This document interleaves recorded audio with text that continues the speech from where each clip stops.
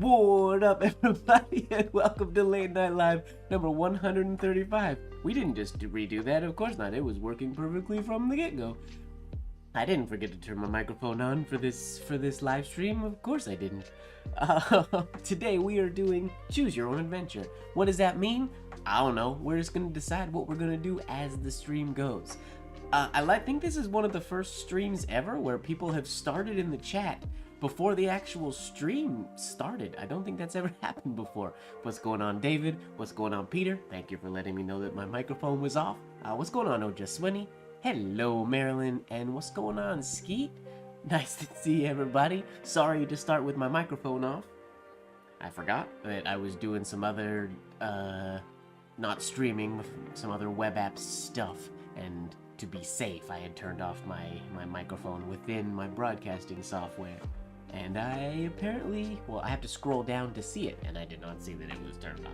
Sorry. My apologies. I should have seen that there was no bar going up and down when I talk loud or not loud. What's going on, Jose? Nice to see you. Yeah, today, not doing business penmanship. I thought about doing a business penmanship part 3 or volume 3, but then I decided I just kind of wanted to play today. Ooh, my tea is a little bit too hot, so remind me in like 5 or 10 minutes to drink my tea. It should be the right temperature. Yeah, we are just doodling. Now I do business penmanship a little bit closer to myself than I do ornamental penmanship, and my camera is currently set up for the way I had it set up for business penmanship last week. So hopefully this will work. I can always move it, I guess. I feel like it might be a little close to my body, but we're gonna let it slide and see how it goes. It might just be this sheet of paper, actually. Maybe I'll just move the sheet of paper really quick. Yes, I'm going on. It's not like an exciting trip. For those of you who do not know, I host dance competitions as well. I'm a backstage manager and a event manager for a dance competition company, and the competition season is upon us. So next weekend, I think, I'll be leaving Vancouver to go out of town. I'm in and out until May 20th. There might be some weeks in there when I'm home and could get a stream off if I happen to be home on a Tuesday or something like that. But as of right now, I don't know exactly when I'll be back in town, back doing streams again. So this is the last stream for a little bit. We're just gonna move that maybe up to there. We'll see. Maybe that'll work. Keep the angle and everything the same. I will note that you can see I tape this sheet of paper down to my desk. That is not something you have to do. The main reason I do that is because it keeps my paper, it gives me a line to follow, and it ensures that I'm always sort of straight with the camera without needing to double check the camera every 2 seconds. I realize I taped that a little crooked to the camera, actually, so I'm gonna do it again because I'm a perfectionist. What's going on, Z? Nice to see you. The tap dancing penman. Indeed, that is me.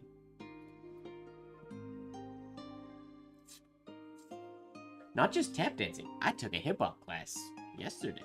Last night I went to get my dance on. I was feeling dancey, and a buddy of mine was teaching at a studio not far from me, so went to get my hip-hop on. It's been a while. But yes, usually I'm just tap dancing these days. Okay. Let's write, shall we? Now that we got all that set up out of the way, do a little bit of warming up.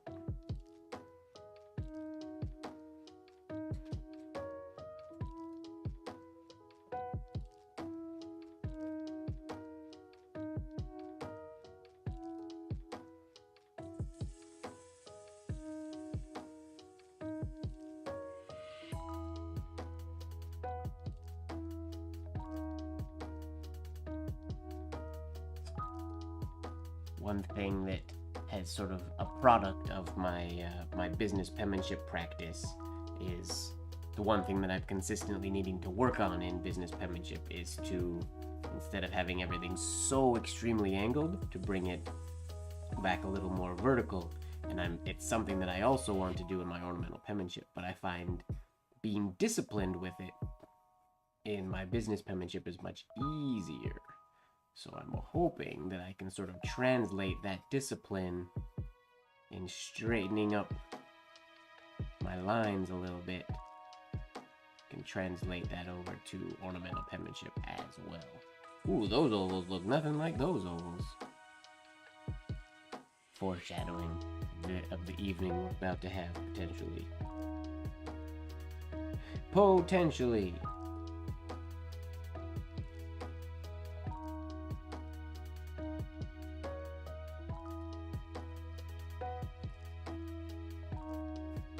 I feel like the angle of my paper is a little bit crazy, but I'm gonna leave it like it is, cause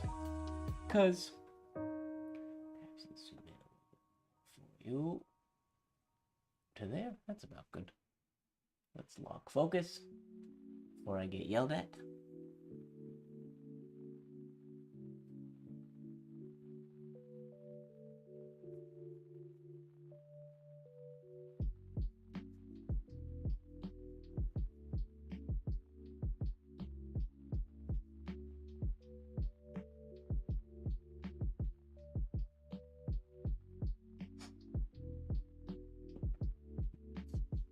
Hello, Annie. Long time no see.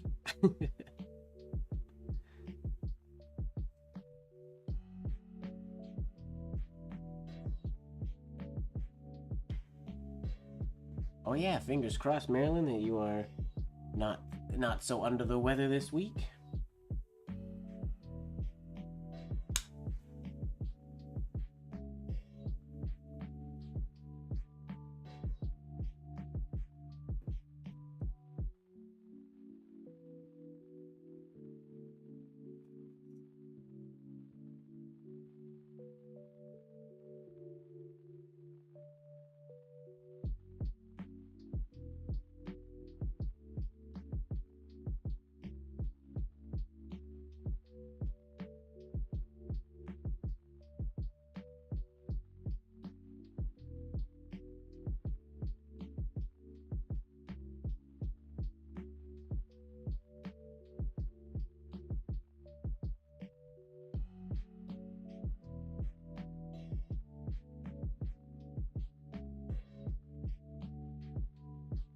Mostly over the plague. Well, that's good to hear.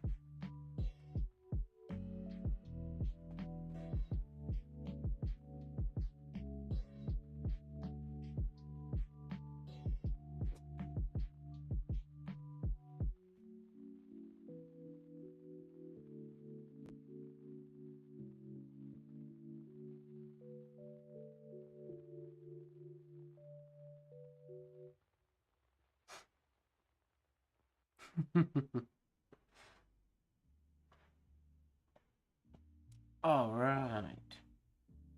So like I said before, today is I'm calling this stream, this is our Choose Your Own Adventure stream, in brackets, ornamental penmanship playtime. But what does Choose Your Own Adventure mean? It basically just means I'm going to continuously be looking at the chat, as I always do, and I'm just going to write things that I see in the chat, basically. This is how I often do my play practice sessions. If I'm listening to an audiobook, I just write random words. As I finish a word and another word comes up in the story, I write that word. So it's just completely random.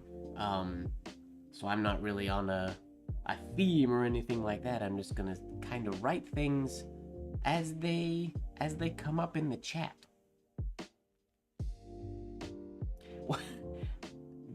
Potentially not super long things, like how doth the crocodile improve his shining tail.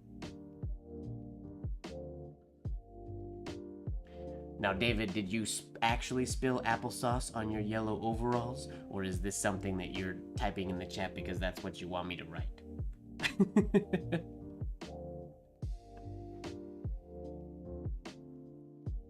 I'm curious. Now, see, I have to ask the same question. You really wish you did spill applesauce on your yellow overalls? Or you really wish you did write it so that I would write it? Oh, it was one of the... Got you.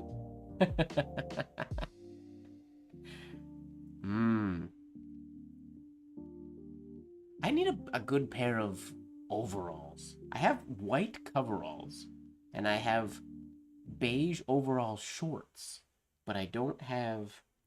I need like a good pair of long-legged overalls. I'm in the market.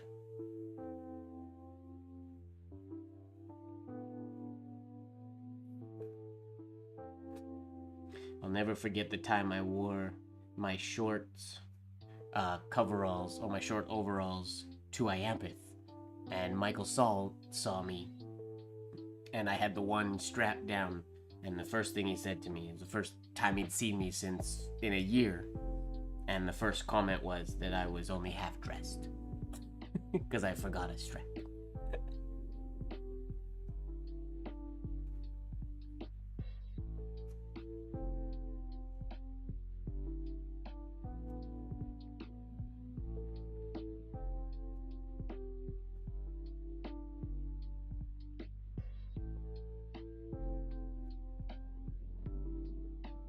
How doth the crocodile improve his shining tail? Oh.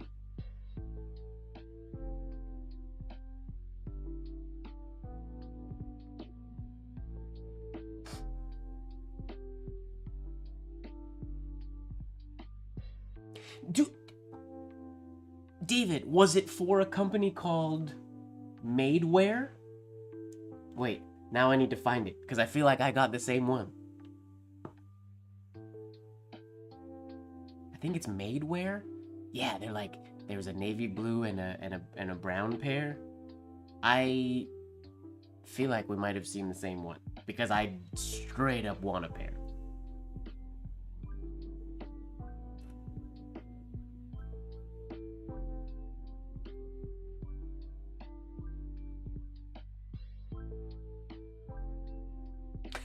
Yeah, I was on their website actually, and they were sold out of the navy blue. So I was like, okay, no, the navy blue are the coolest. I want the navy blue ones. So I didn't end up buying any, but I got my eye on them. Yep, I was very close as well. If they had the navy blue, they would have already been ordered, basically. I don't think they will fit me quite the same and or as cool as the people in the ad. But whatever.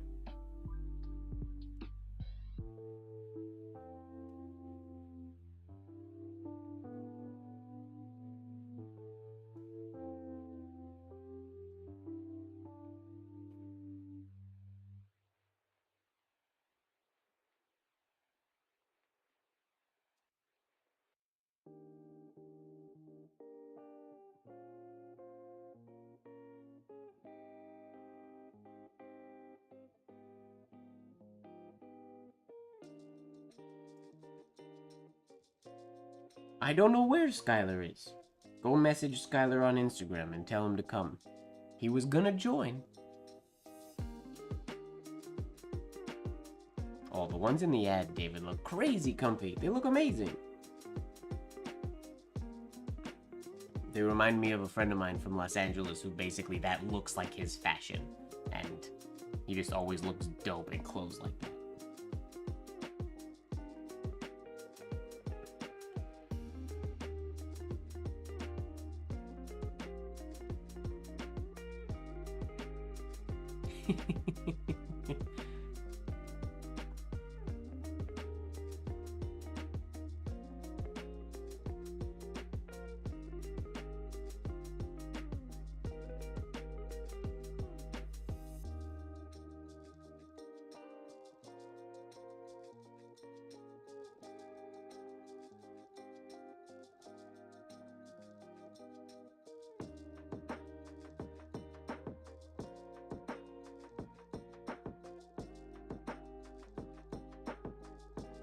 Did I spell shining wrong?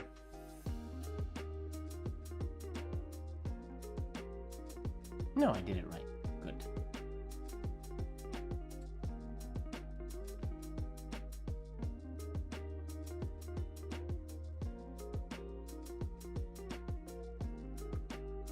I have not yet listened to the podcast, Annie, no. I was very close to turning it on today, but the work I had to do at the computer today required a lot of my focus, so I couldn't have an audiobook or people playing D&D or anything that wasn't just like ambient background music playing, so unfortunately I have not yet listened. When we end the stream, maybe I will play the podcast before I go to bed, if there's time, or maybe first thing tomorrow morning. I spoke with Gray about the podcast, but I have not yet watched or listened to the actual podcast. Unfortunately.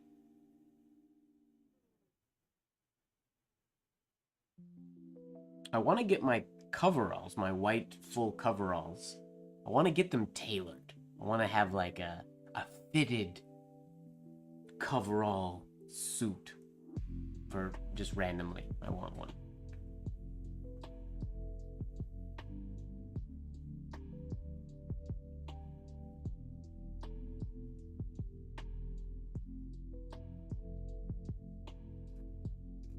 Oh no, you gotta hold your paper straight, Mike. Or still, I guess.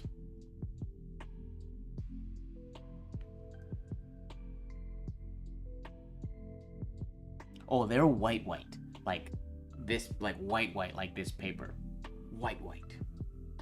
They were for I did a calligraphy job for Gwyneth Paltrow's shop Goop in Los Angeles, and the store was it was a whitewashed store, and everybody, all the employees, wore white coveralls and white shoes, and I was a calligrapher for that, and I wore all white, and then I kept my jumpsuit afterwards. Hello, Borg. Welcome.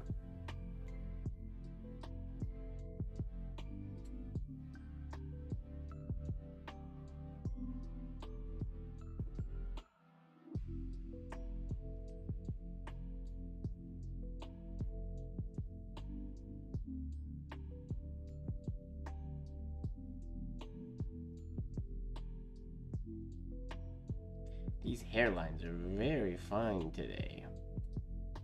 Hopefully you guys can still see them. I decided to write on this beige paper today to change it up a little bit.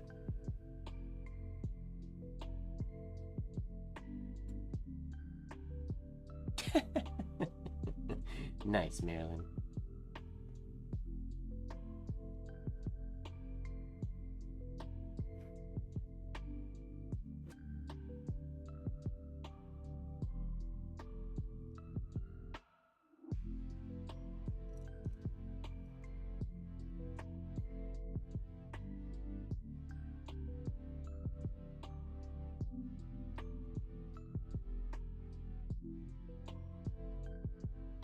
That's a crazy beat. Hello, Daniel. Welcome. Daniel, do you prefer Daniel or Danielson? I can do either. I can't say Danielson without feeling like I'm in the Karate Kid.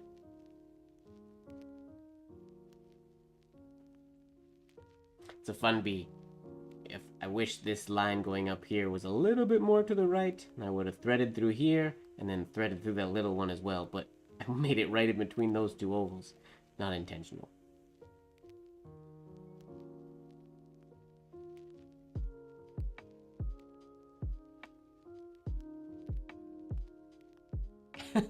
Not sure, Z.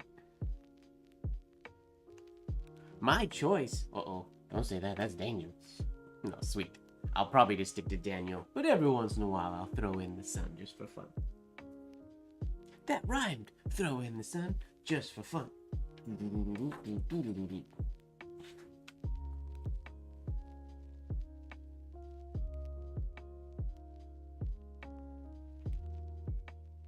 Thank you very much, Borg. I appreciate that. I have to be extra careful today because this paper has a bit of texture and it can be a little dangerous.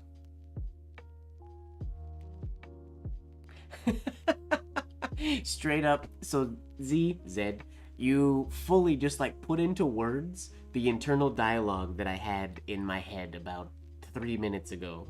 Um, that ran silently in my brain. To myself while I was writing and talking was like, why do you call Z Z anymore? You keep saying Z now. You should go back to Z. What the heck, Mike? That was internal dialogue. So I will go back to Z. Board, this is gouache, so it's not ink, but it works really well for ink. This is St. Petersburg Masterclass Gouache in titanium white.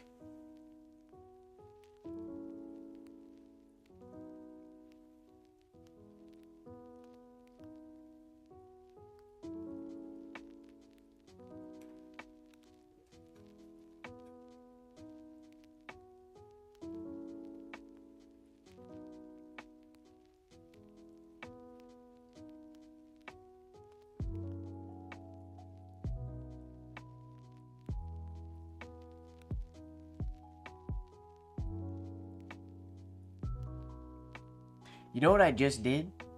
I just did another thing that I often do all the time. I'm gonna have to rewrite this. When I'm thinking so much about the writing, I was focusing on this ascender in internal that I just kept going. So I'm gonna keep going as well. I combined, unintentionally, internal and dialogue. So I wrote internal log is what was coming out of my brain. Which I'm gonna roll with it and pretend like it was on purpose. Internal log. It's just internal dialogue, of course. Check my tea, Skeet. Thank you very much. Right on time. I bet you the temperature is absolutely perfect. We'll find out. I'm out of honey, so it's not gonna be quite as sweet as normal. I gotta make a trip to the grocery store one of these days. Ah, that's yummy. Perfect temperature. Right on the money, Skeet. Thank you very much. I'm in one of those weird, situations currently because I'm about to go out of town for a long time. But I'm out of groceries.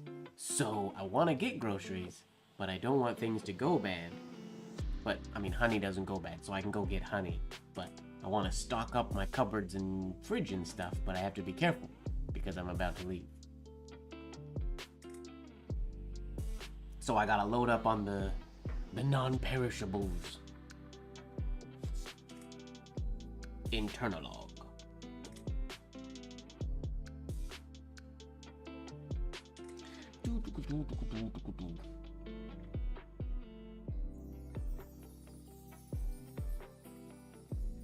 Soups, internal veggies and fruits. Yeah.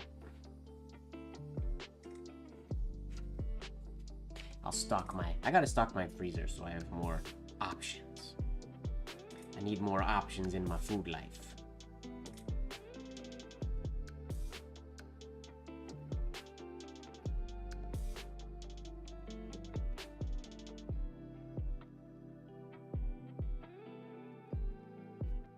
Whoopsies. I knew better.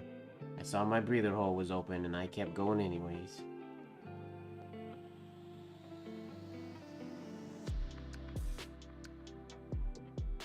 If anybody in here doesn't know that rule or a guideline, if you ever see the air in your breather hole, here I will use ink so you can see what I mean.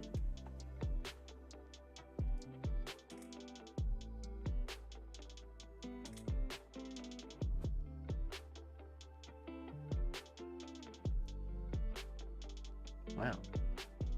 I don't dip. I want to use all my ink right. It's amazing how that force of habit just will want me to dip.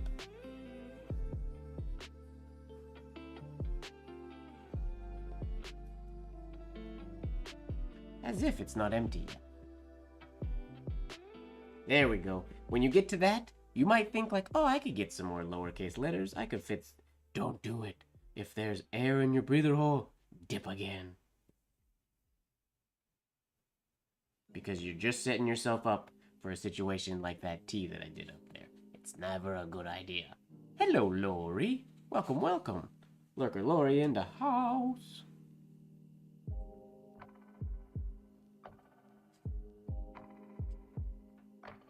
I'm gonna text Skylar and give him a hard time. Where you at, Skylar?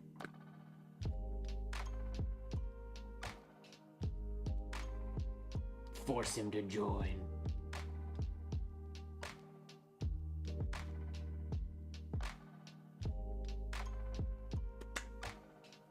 There. We'll see if it works. It's like the bat symbol. Bat signal, not symbol.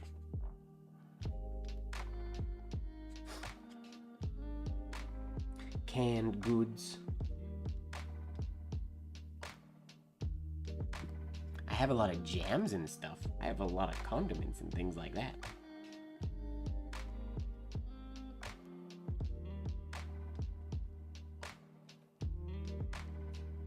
But those don't work if I don't have bread and such to put them on.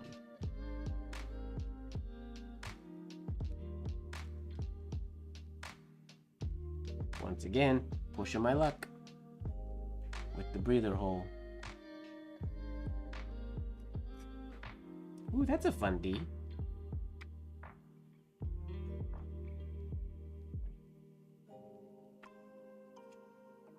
Any sign of Lurker James or Lurker Leon? I didn't give a shout out to the lurkers when I first started, so thank you for reminding me, Lori. Shout out to all my lurkers, anybody in the chat or watching the live. Hello, Lurker Leon. Hello, Lurker James. If Lurker James is here, there's a good chance in the next, 10 seconds, he'll give us a dab emoji, but I don't know if he's here or not.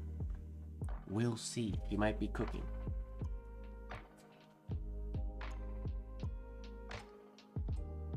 Come to the dark side.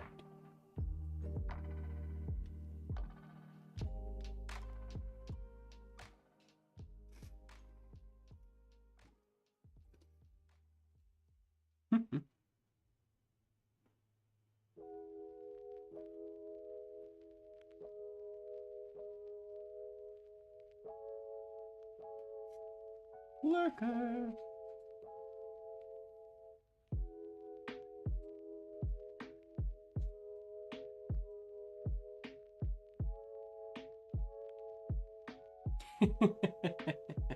Gotta give a shout out to the replay watchers as well, of course. What's going on, UK Mike? And everybody else who's watching the replay, welcome.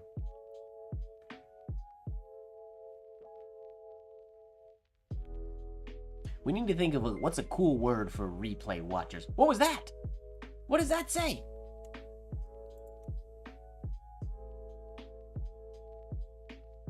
Somebody just tipped me money. Is that what that said? That's never happened during a stream before. Thank you, anonymous tipper.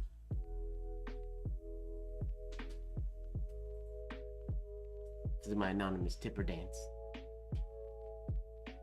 1337 leet. That's amazing.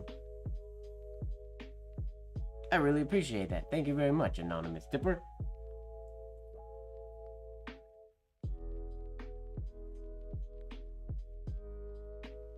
That's fun. I'm assuming the 1337, I'm guessing that is leet. L337.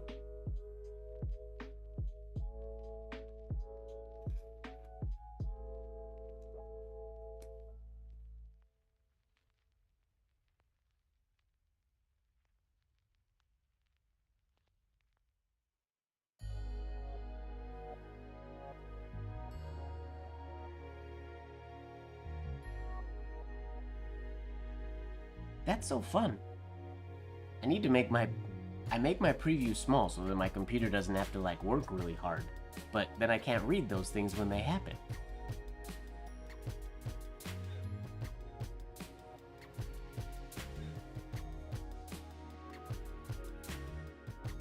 Fun! That's never happened during a stream before.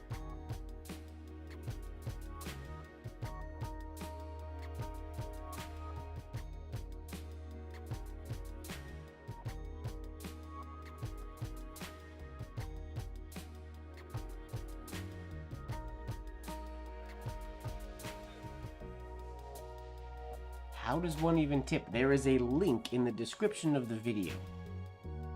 I don't use the specific word tip, but I believe it says, if you want to support the stream, click here, I believe is the wording, something to that effect. Somebody once told me if I wanted more tips, I should make it say the word tip or something like that, but I have not done so.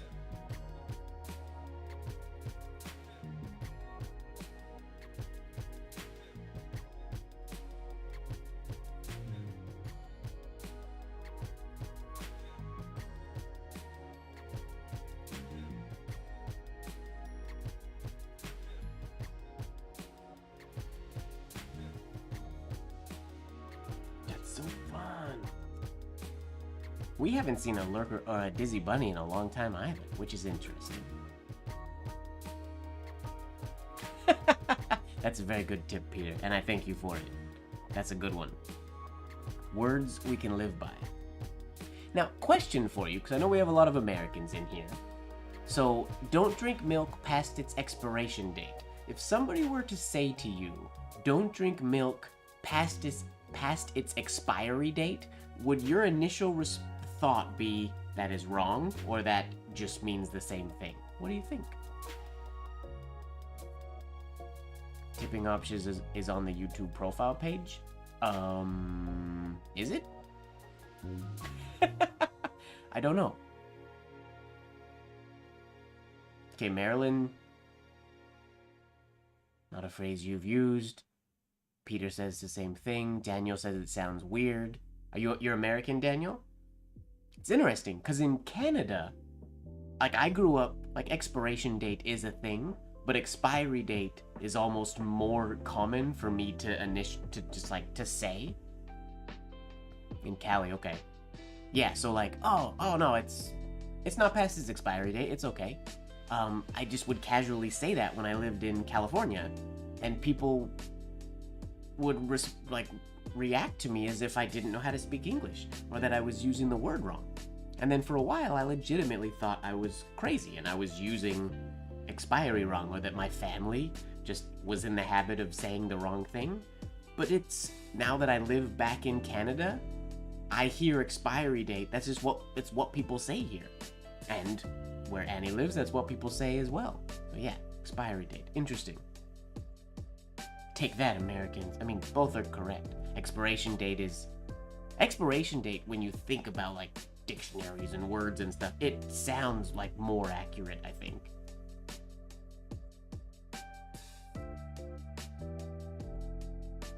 Yes. I went through that same thing, Peter, with pop. I don't think I've fully gone back to calling soda pop. I call it pop, or I still call it soda. I guess I don't really have that occasion all that often to use. I don't drink soda anymore very often.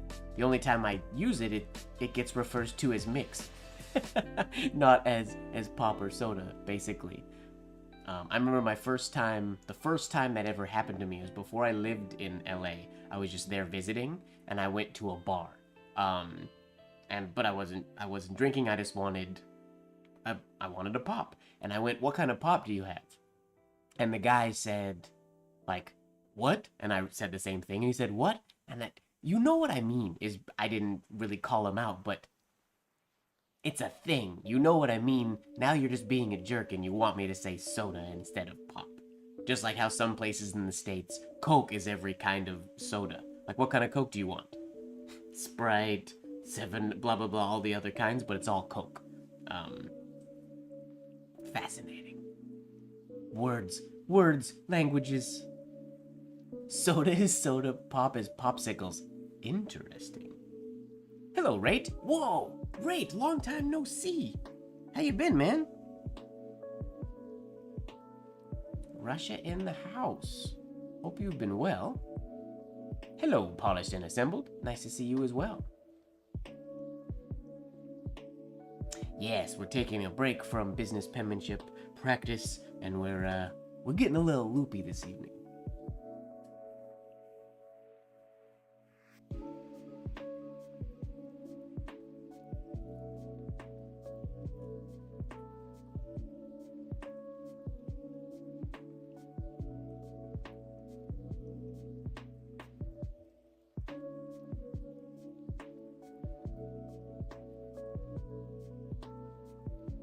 You didn't know that? Interesting. I thought all Americans knew that.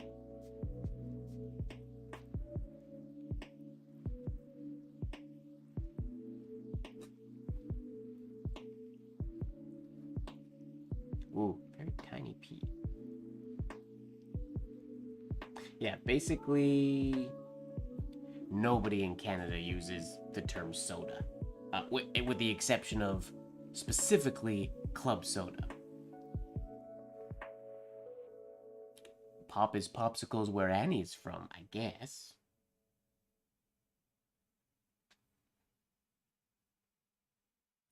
That's not something that, if you said pop, I definitely would not think popsicles. I would think Coke, root beer, Sprite, sodas.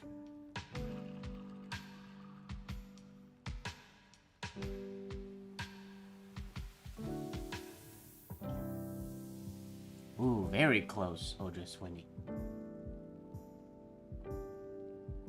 Lanai.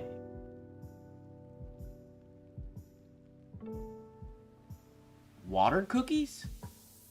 What's a water cookie? I've never heard of a water cookie. I could see if I took like a handful of chocolate chip cookies and I squished them into a ball, then I would have a wad of cookies, but I wouldn't call that a water cookie. Bad jokes. An ice chip. Ah, that makes sense. I feel like the only time that I don't think water cookies was, I think it was like water chip. I may have ice chip, I've definitely heard. When people have dogs that eat ice cubes, that chew on ice cubes, and they would call it like an ice chippy. Ice chippy? Ice chippy? Do you want an ice chippy? To their dog. Water cookie. Definitely never heard it called a water cookie. When you finish your soda, you get the water cookies. Wow. Yeah, I lived in the States for a long time, and I definitely have never heard that before. Ice cubes is what I would call a water cookie. Not if they're cookie-shaped. What ice cubes are cookie-shaped? What? What? Cookies are flat discs. Do you have flat disc ice cubes, David? I don't believe I've ever seen a flat disc ice cube. Or ice cookie, water cookie. What if they're spheres? Well, then I would say ball. Ice ball. Ice ball? Ice sphere. I'd probably call it an ice sphere. Ooh, an ice orb, perhaps?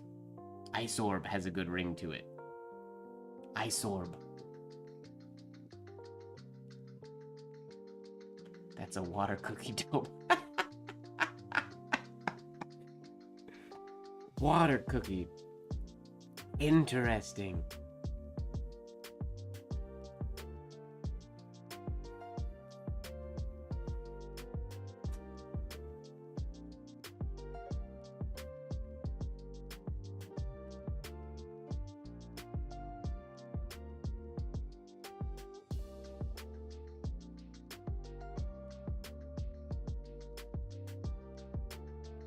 Water cookie.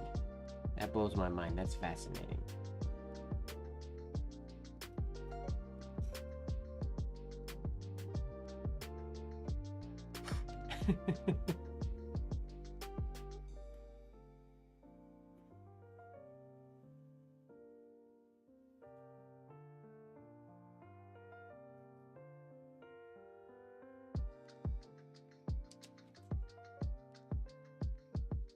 All right, Danielson, thanks for hanging out. We'll still probably be here in an hour. If you take a break from studying, you know where to find us.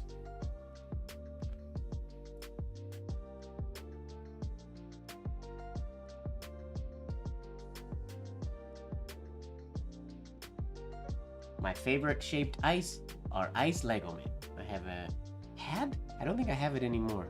I gotta get another one. I had a Lego ice tray for a while, a little Lego minifig ice tray, which I enjoyed. They melt a little too quick because they're tiny, but it was still cool.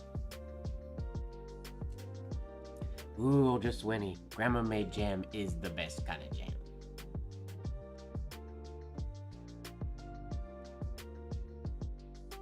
buttermilk oat biscuits. You guys are making me so hungry. So much yummy food.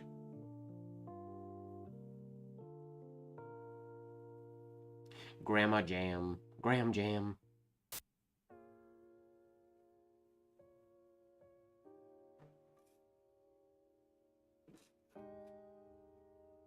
I love that letter. She is so fun.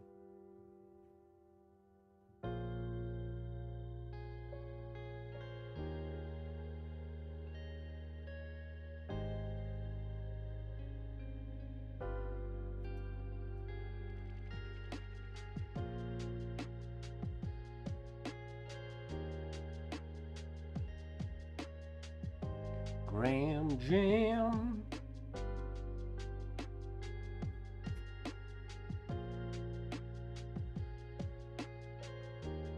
Ooh, feels good doing OP. I haven't been doing pretty much only business penmanship for a while now.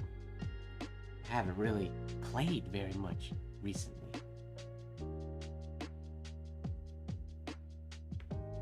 Get this out of the way.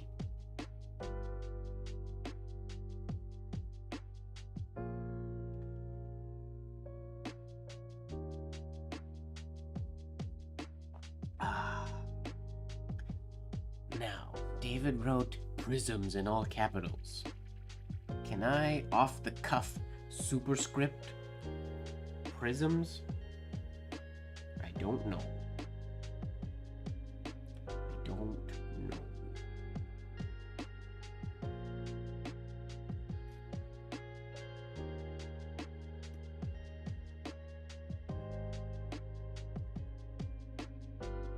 Uh-oh, now where am I gonna go? Oh wait, are we gonna cheat?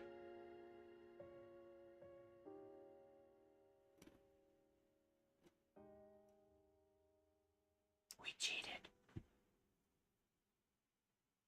So we're gonna pretend that that shade just made that connect in beautifully. And then we're gonna cheat again.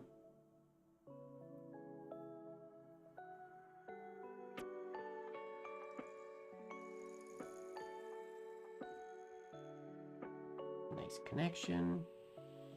Uh-oh, how do we do the M? This is not gonna work very well, but... That didn't work. But I'm rolling with it anyways. Off-the-cuff superscription is the hardest thing ever. I've always called tissues Kleenex. If they come from a box.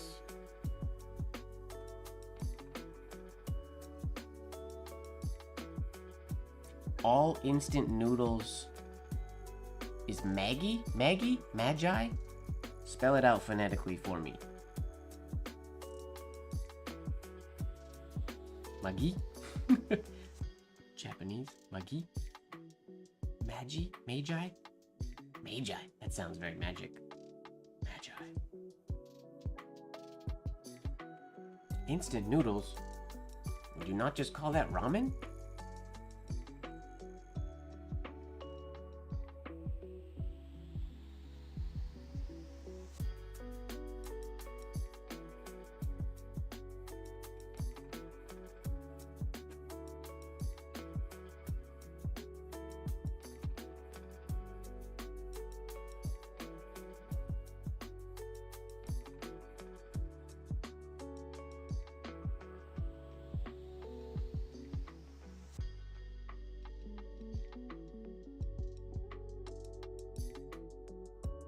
First pronunciation was right.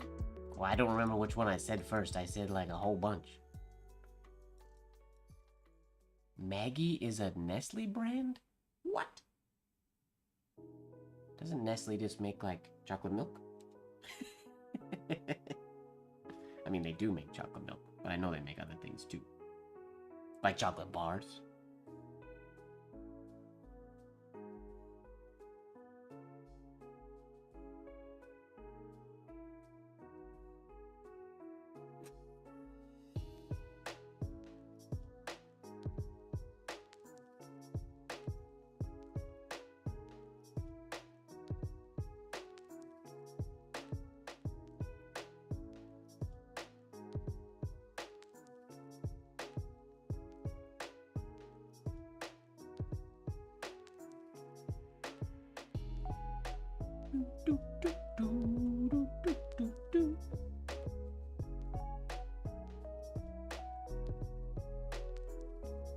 not forget to drink my tea today.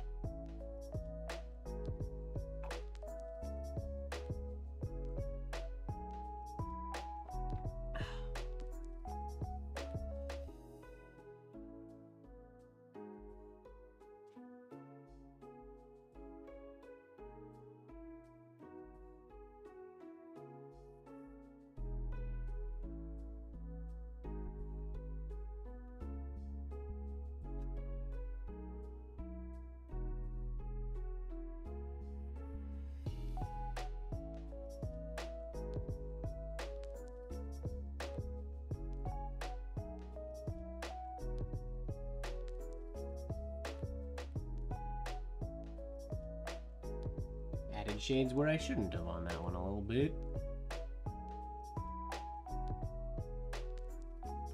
Ramen is still not pop. Is ramen not cup of noodles? What? That's what cup of noodles are. Ramen. No? I'm confused.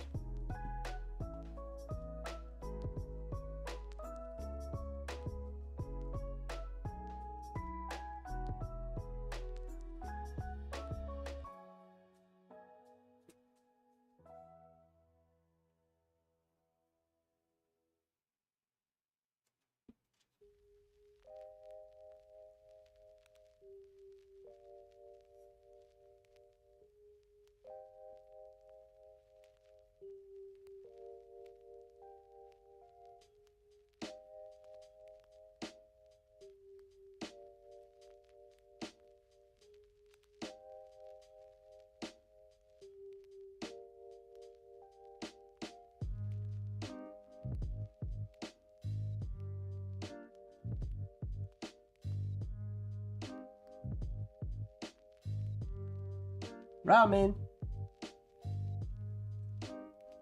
Nobody calls them ramen. I guess that makes sense. Oh, these should have been... Oh, my angle's way off. Those should be shaded. My little chopsticks.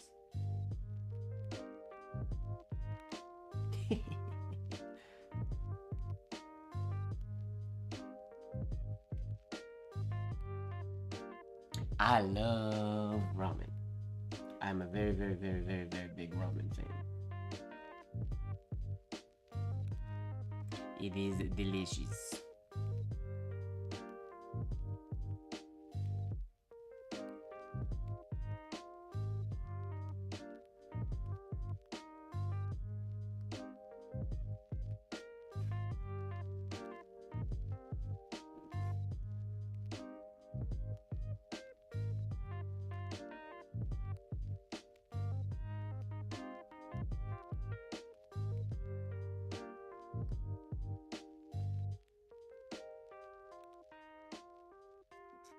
Yeah, can't ever get that shade right.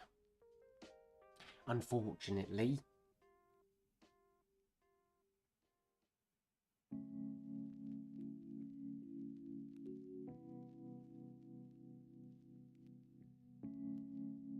There you go, exactly. If you make it too big, you just turn it into a ramen bowl and you're good to go.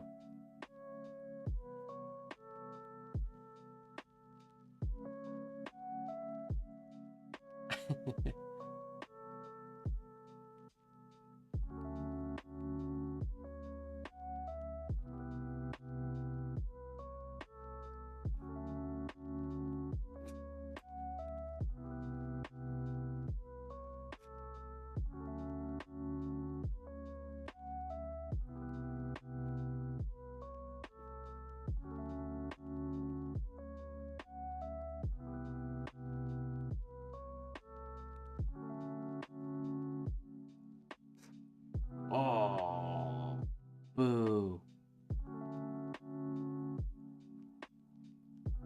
It's going too fast to see that my breather hole was empty, or maybe it was empty that whole time, and I just didn't look at it.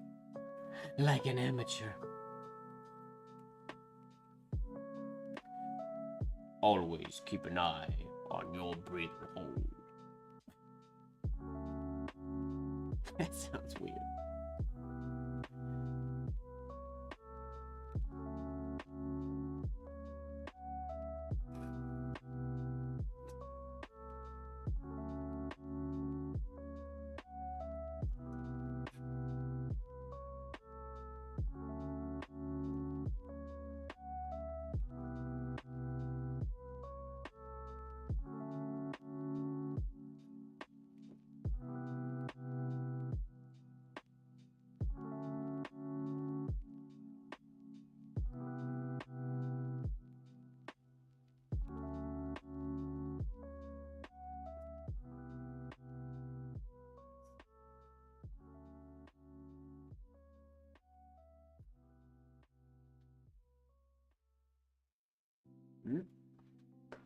Almost made a mess.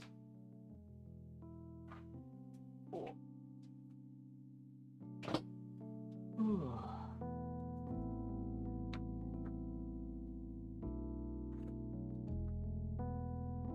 The chat has stopped. How am I supposed to do it? Choose your own adventure. Write things that I see in chat. If the chat's not going anywhere. Maybe I'll write that thing about yellow overalls now. Or yellow coveralls? What was it? I gotta scroll way up. Thank you very much, Keith.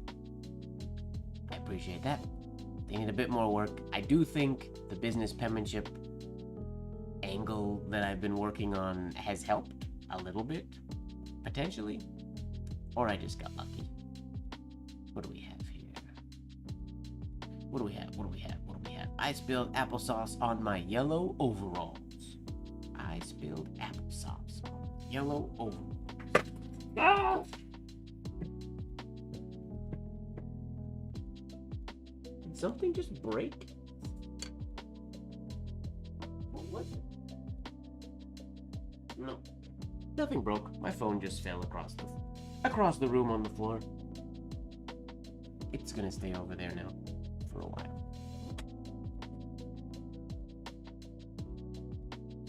I spilled applesauce on my yellow overalls.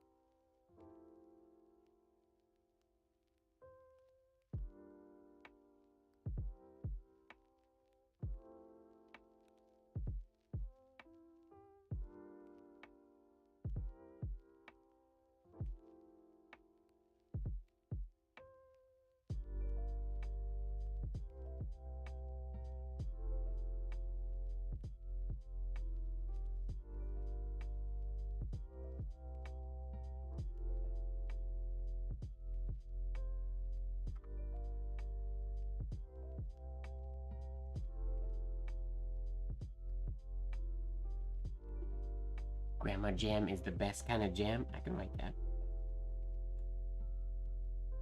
We're gonna do yellow overalls in capital Y and capital O, I think.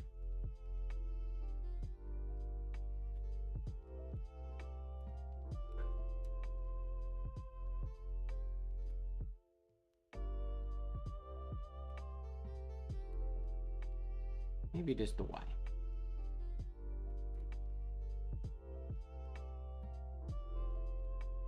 Whoops. That's supposed to be an R.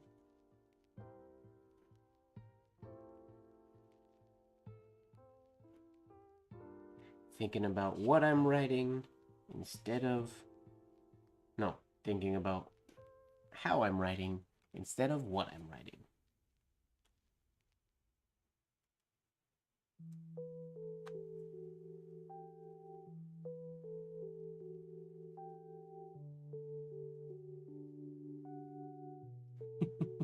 And pours the waters of the Nile over every golden scale. That's too long, Marilyn. Too long. But I can write offhand, as Jose suggested.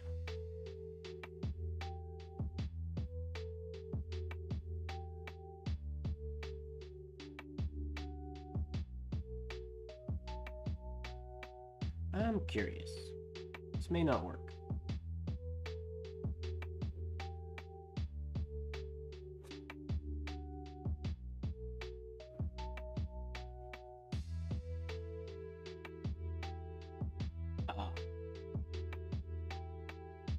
I gotta fix that. Silly me. to let that happen again.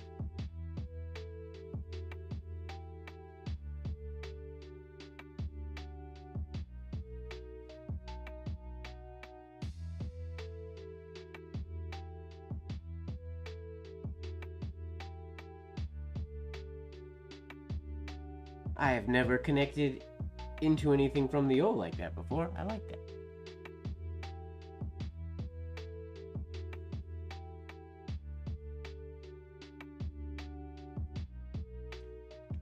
Bachura. Sounds very yummy.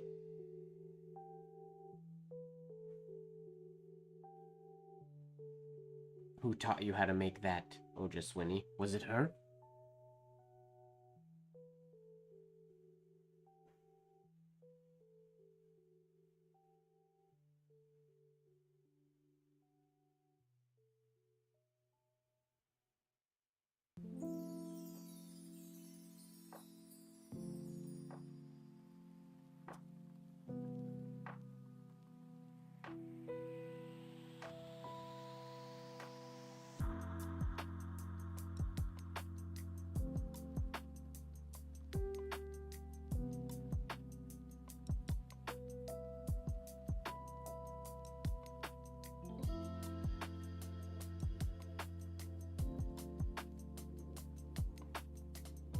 Bachura.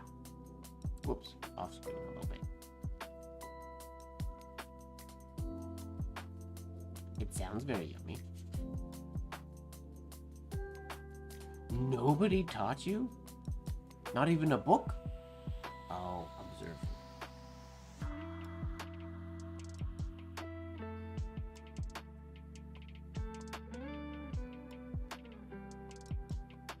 Did I forget the... Oh, darn it. In my head, I wrote the H.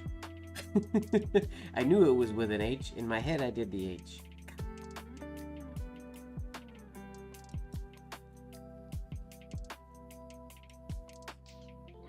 Gotta do it again.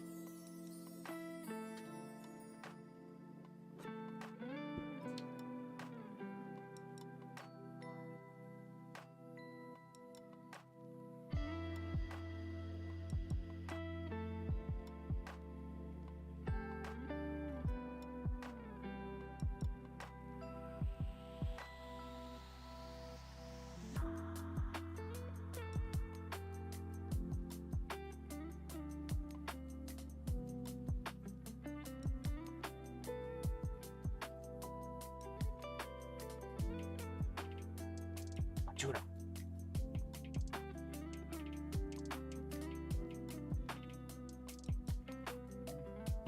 I'm not sure if that's why. I spell plenty of English, or I misspell plenty of English words as well, unfortunately. I basically just don't spell very good when I'm writing, period. If I have a pen in my hand, my spelling's gonna go all sorts of bad.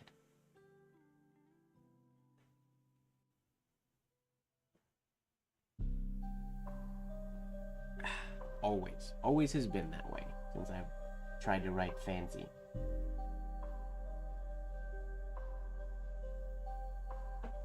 The first instance I can remember like that was doing, I might have told this story on stream before, I'm not sure. I was doing a poster in grade, what grade was I in? 10? I think I was in grade 10. And we were doing group projects. And our topic was rheumatoid arthritis.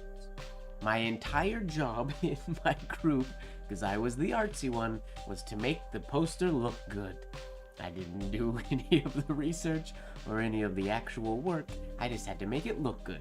And when everything was done, and nobody corrected me as we were going, nobody noticed. But in the end, when we looked at the finished poster, it said rheumatoid arthritis. I had forgotten an I. Arthritis. Arthritis. It always happens. So focused on how I'm doing it, that what it ends up being never seems to matter. To my brain, until it's too late.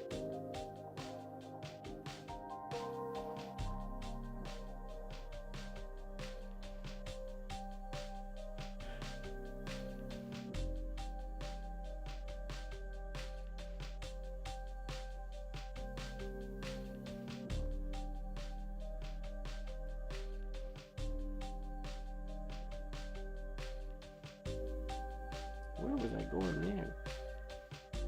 So wonky shape.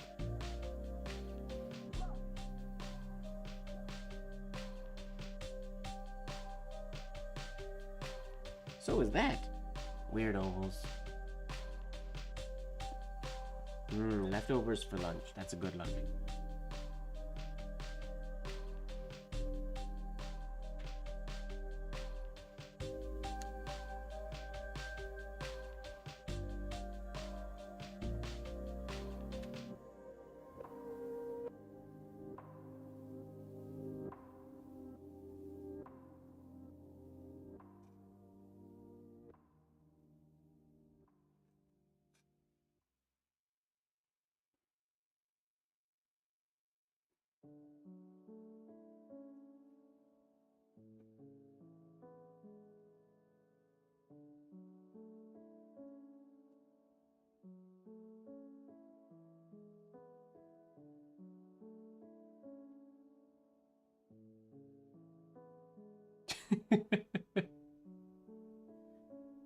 I just made you burst out laughing? How? Why? I didn't think. Did I say something funny? Did I make an unintentional joke? I don't know.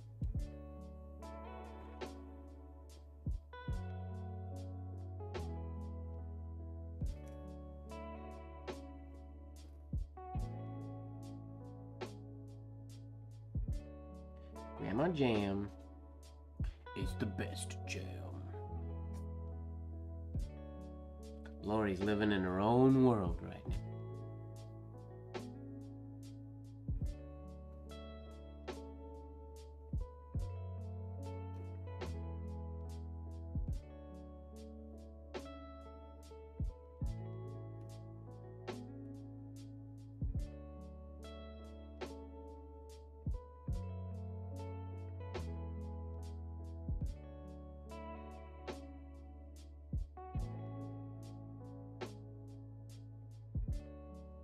Oh, arthritis. Got you.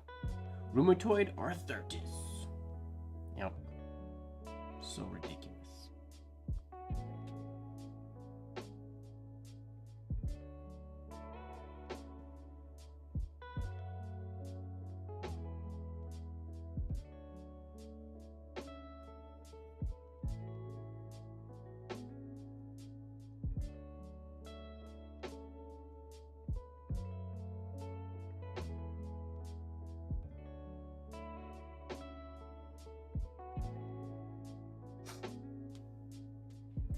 How did we fix the poster? I don't know if we did. We might have literally just put like a little like arrow and then an eye on top and to insert it, because we definitely didn't redo it.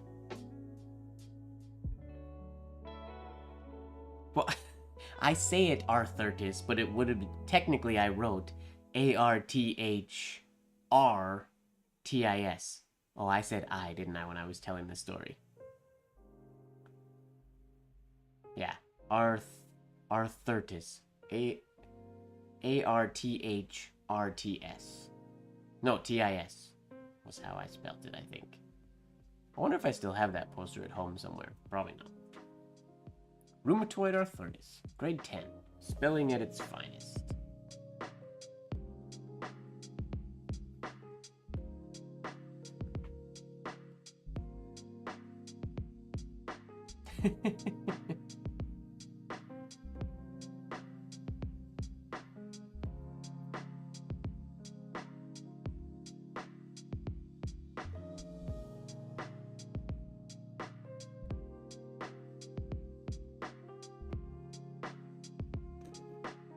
Whoops.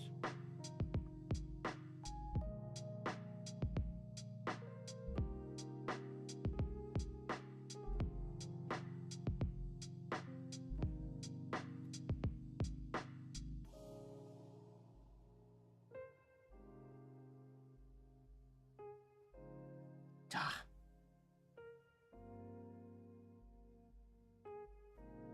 Ah, now my angle's off.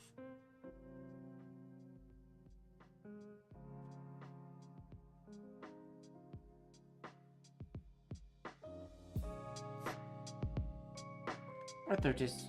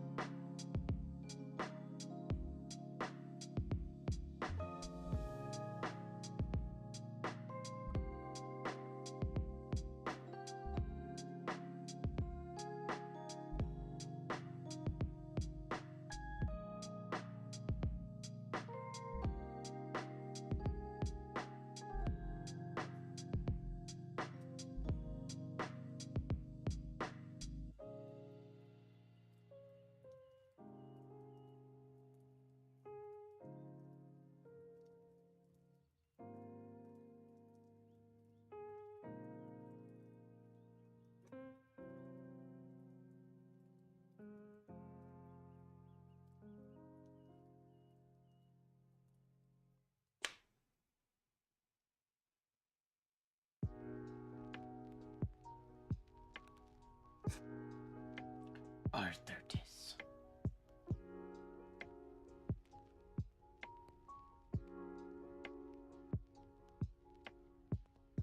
Hiccups would be gotta be one of the most annoying things when you're trying to write something really good, because they're unpredictable. You just be going all good, good, good, and then you just get a fully hitch out of nowhere. I feel like hiccups would be one of the things that would scare me the most if I was working on like a long piece or something really important, because they're unpredictable.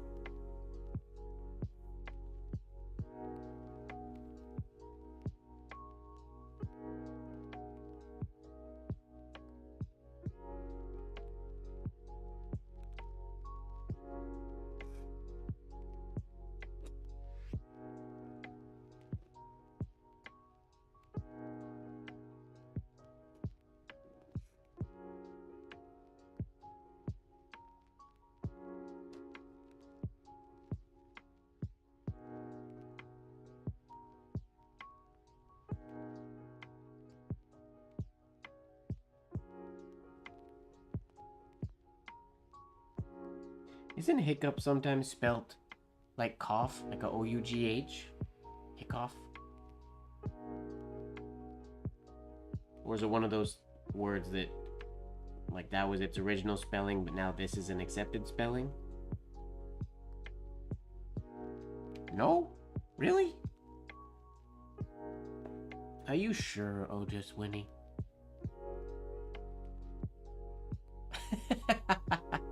See, and polished and assembled says it is. Now I need to look it up, I think. Or maybe you guys look it up.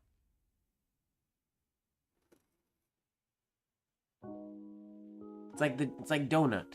D-O-N-U-T, D-O-N-N-U-T, D-O-U-G-H-N-U-T. All acceptable spellings, I believe. Well, those might not have all been acceptable, but there's multiple accepted spellings.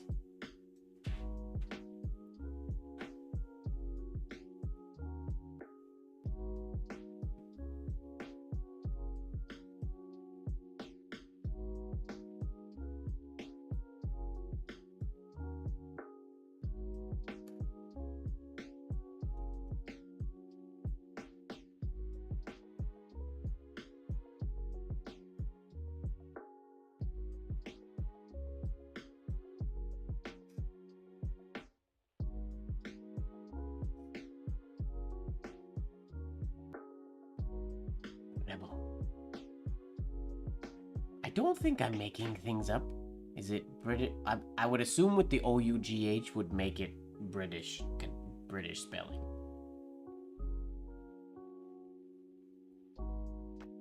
Says the less common variant to spell it H-U? No, H-I-C-C-O-U-G-H.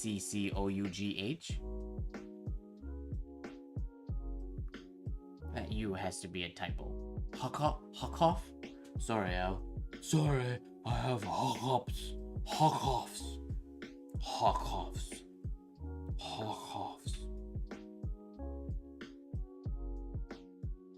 Oh, sorry, that's huckoffs. Yeah, H-I-C-C-O-U-G-H. That's how I would, if somebody just asked me to write hiccup, that's how I would basically write it, which I feel like makes no sense at all. But that's how my brain wants to spell it.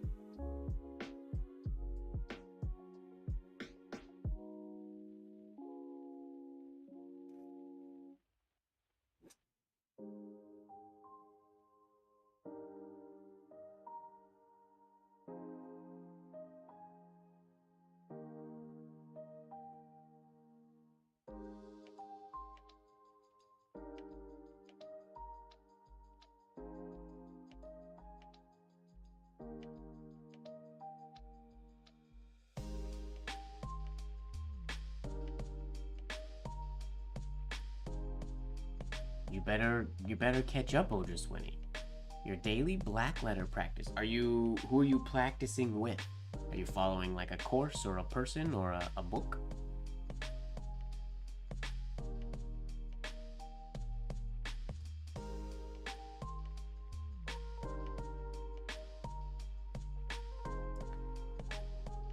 hiccup, hawk off.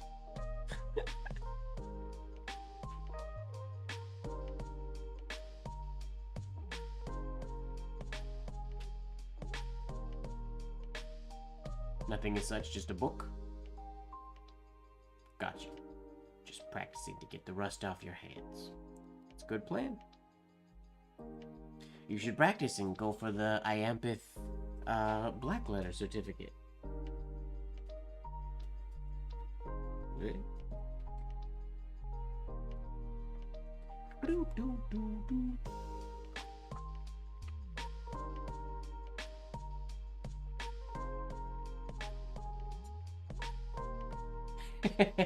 You make Arthur's mistakes.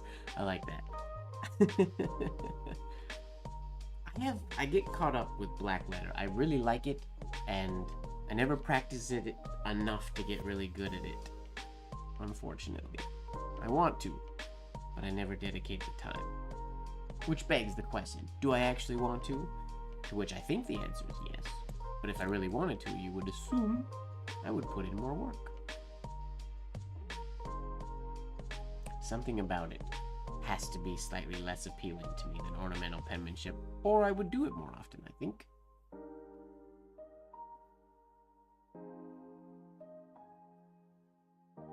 That's good, Odaswini. I mean, I assume you would still have handouts and whatnot from those individuals. Christopher Hennis just posted something really cool the other day. Anne Camp's book on Foundational. He posted some of her notes on the examples in her book. There are certain things that she didn't like about the samples that were in her own book, which is fascinating. I need to remember to go back to that post of his and copy and save those and print them out so I have them, just because they're cool insights from the author of a book.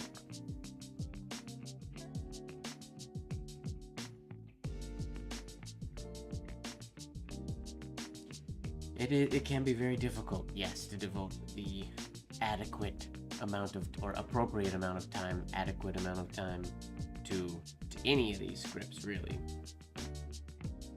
They can take a long time.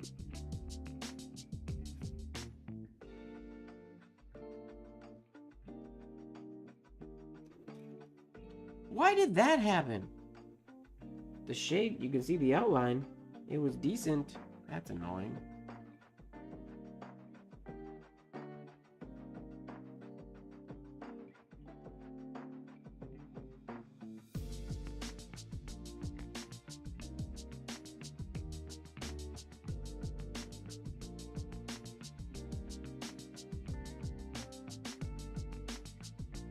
So we'll do that instead. Ooh, are you gonna go for your Spencerian certificate?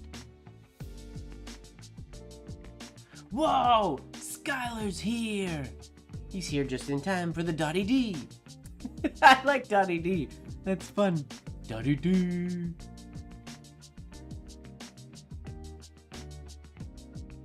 You had to create a YouTube channel? Why? You did... Oh, Skylar. I'm glad you're here. Welcome, Skylar. We do this every Tuesday. Every Tuesday night, I am here, writing who knows what. The past 2 weeks have been business penmanship practice. Today, I'm just writing random things like the Dottie D.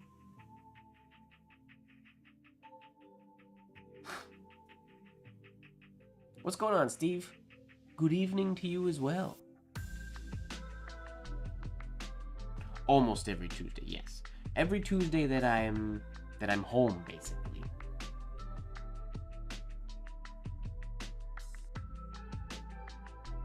Sweet.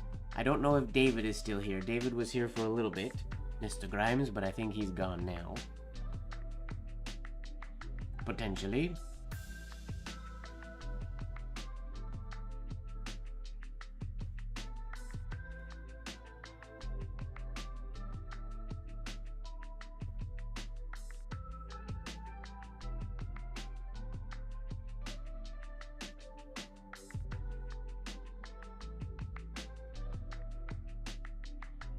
Oh shoot, if I'm gonna write Dottie D, that means I have to write another D.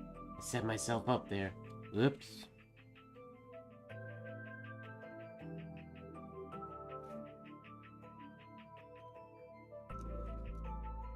Dottie D. Oh look, Skylar's popular.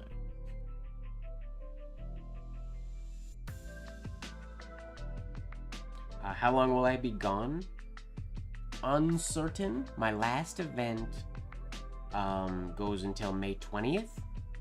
So I finished the tour May 20th, but there are a few spot weeks in the middle, I think 2 or 3 weeks in the middle where I might end up being home, but I'm not sure yet. A couple of them I might not come back home and I might stay and visit my mom, dad, nieces, and nephews and such.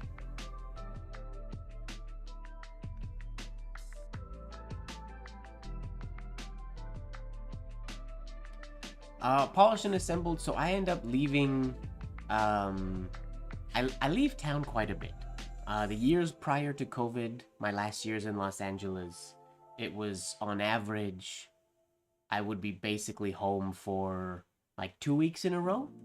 Back then, it was primarily for performances. I was working with a performance group, and we would randomly we'd have to fly to Vegas for 3 days and then go back, and we'd just do a show when we were in Vegas, or we would have to fly to who knows where, anywhere around America basically for like a weekend is what it usually was, or like 2 or 3 days here or there. Some shows we were in and out. And then the traveling that I'm doing now, I am a backstage manager and event manager for a dance competition company. So every year for the past like 25, 26, 27 years, I've worked for this company. So I run the shows and I'm backstage manage and event host and everything. So I leave and then I'm basically backstage in a theater all the time. Music show. So the shows I was in, not so much music shows. They were like performance. I'm a dancer, so they were performative. And we would think of like Blue Man Group and Stomp for like corporate events. It wasn't Blue Man Group or Stomp, but that type of a vibe. Rhythm Extreme was the last company that I was working for in LA. At the same time when I had my show at Universal Studios as well. Peter's leaving! Alright, Peter. Have a wonderful night's sleep, and we will see you soon.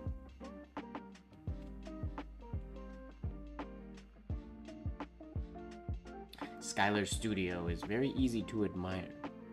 That is the truth.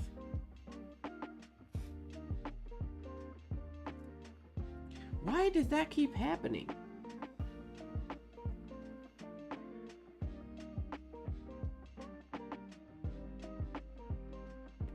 That shouldn't be happening so much. But now we have a Dottie S.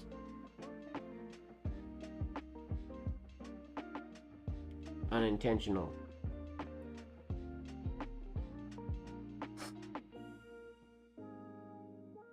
Hello, DC 430. I am currently the second vice president of IAMPIT. In this summer, I will be, I assume, promoted to first vice president of the association. Yes. For that company, Ojaswini, yes, I started working for them when I was 14, I believe.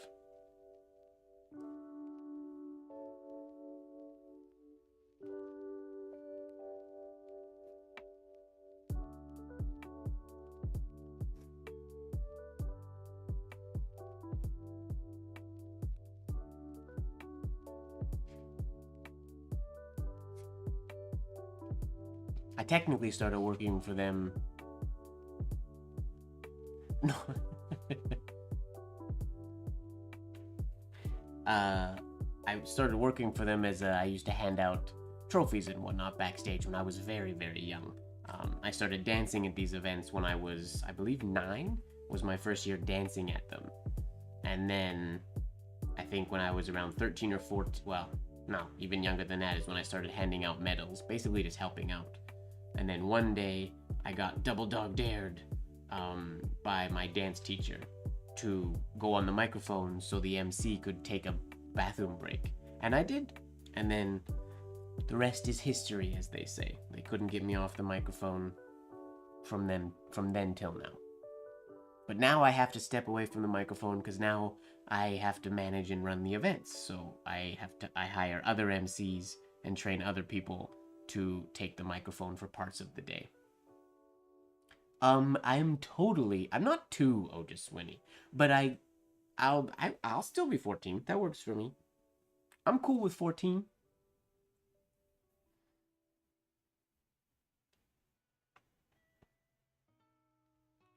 One of those numbers is right. I mean, that's what they call me at these events. I'm Mike on the mic.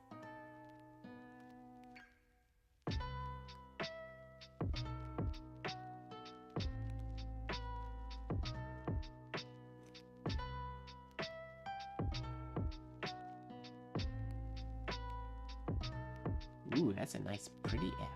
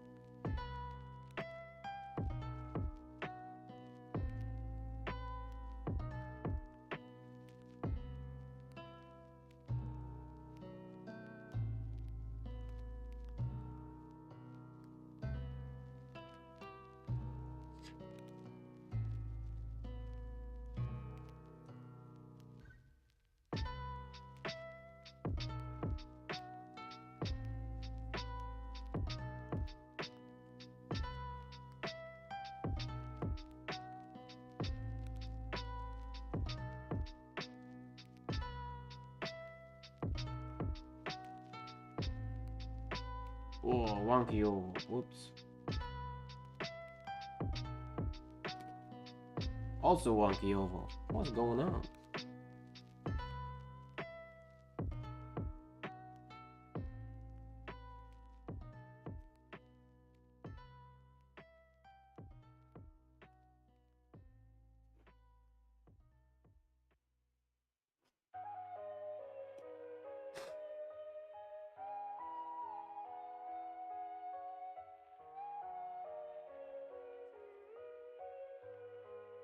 I should have told you about this sooner.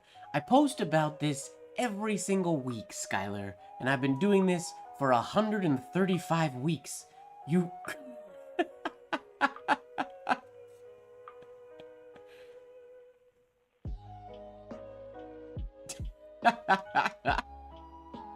$135 weeks, my friend.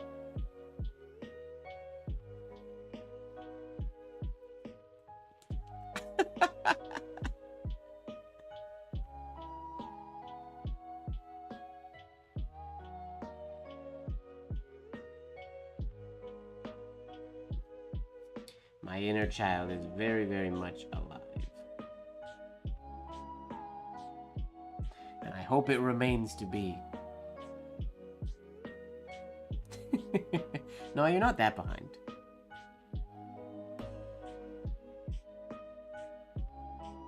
Yes, Ojaswinny, I do. I keep up with his Instagram stories. You should keep up with mine.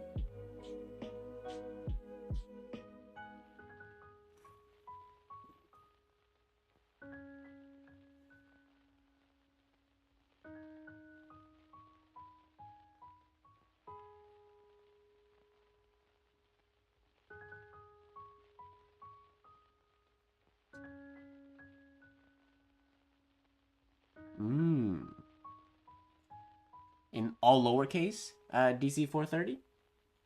Or going from a capital G? Capital G is easily one of my favorite letters to write, but I'm assuming as far as a connection, lowercase g to capital G is very fun. I will write both.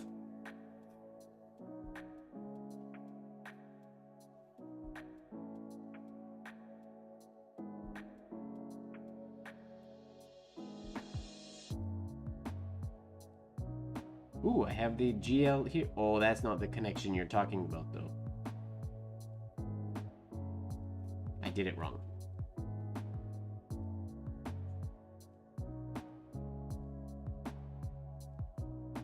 I'm assuming you mean the looped descender G. I really like going in from descenders into ascenders.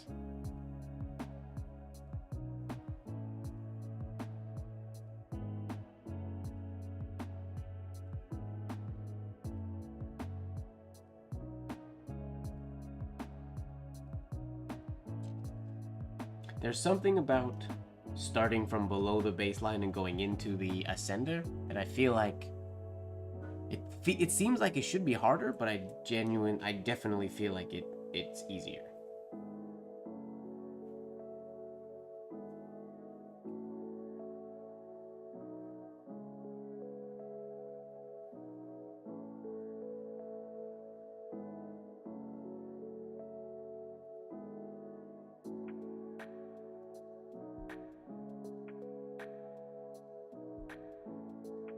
My favorite descender into ascender is actually doing something like, usually into an H, which really, I mean, amounts to basically the same thing, but like for Ghost or something like that. I don't know why. It's the same as the L, but these ones I just realized as I was writing, I never lifted on these ascenders, which is interesting because I always lift on those ascenders. And now I'm wondering if that's because of the business penmanship practice where you don't lift on your ascenders, if that's why I didn't lift. That's very curious. Very curious indeed.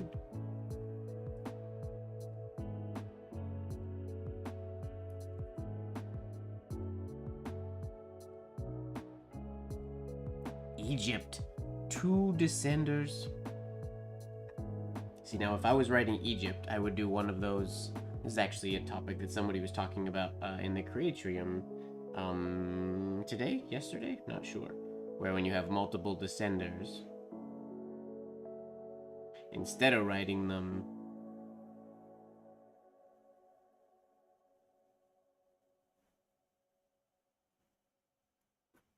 where you have all the 3 loops and you stress out about making them match, which you can do, and it's impressive when you do so. I would definitely, my inclination would be to write it probably like this.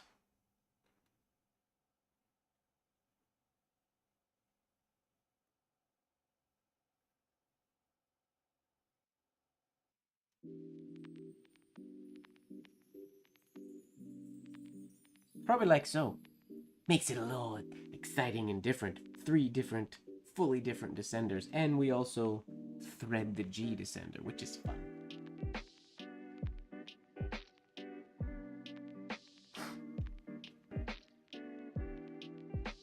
The book Gnomes. Capital G is so fun.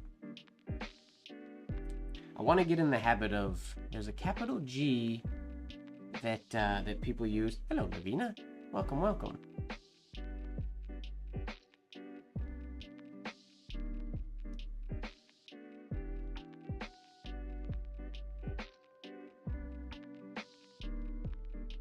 Yeah, if you write, sorry, going back to, I'll continue with the G in a sec. If you write a Y,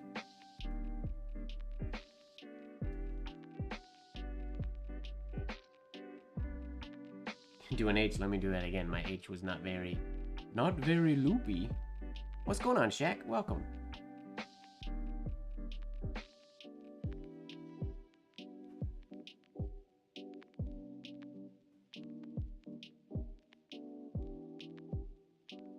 If you did your job right, the Y and the H, when you turn them upside down, should look like a perfect Y and H. They should look indistinguishable from each other if you do them right.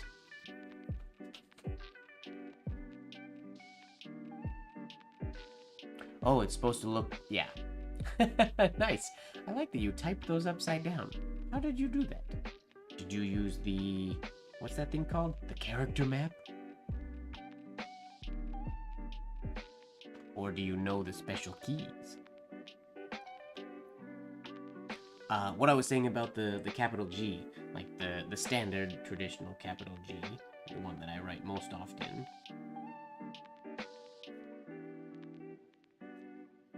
Like so, there was in a lot of like signature writing and whatnot, like a lot of people wrote letters to H.G. Healy, who was the publisher of the PenmanShip Journal back in the day. Publisher?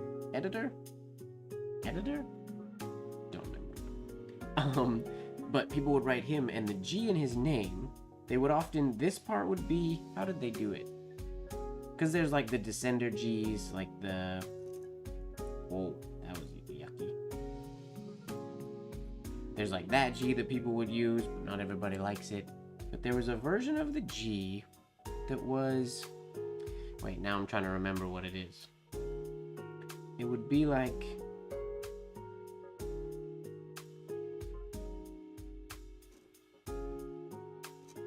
but it would stay above the baseline. I don't know if that's right. Now I'm speaking out of nowhere because I don't know what I'm trying to say anymore. But it was basically, it's like sort of the top of this one with the bottom of this one, or this top, but with a different exit and entrance. Oh, now I can't remember. So pretend I didn't say anything.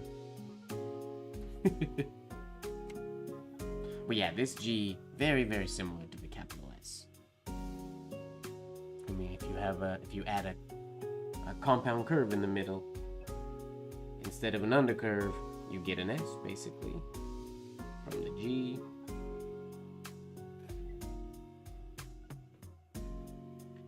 Or the S.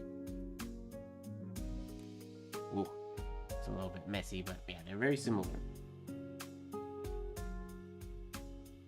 And both of them have that little, I like putting a hook on the top sometimes. For the S. And then you can also do the one. I don't do this one very often, but doing that to the G as well, which can look really pretty.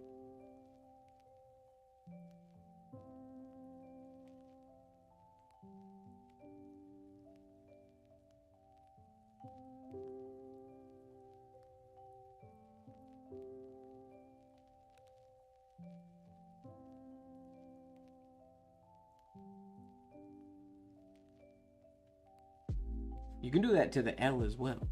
I always find, like with the S, I have issues with the loop into the compound curve sometimes. So I find having that hook for some reason gives me just a moment when I can check my movement, and then I can be more comfortable coming down into the stem.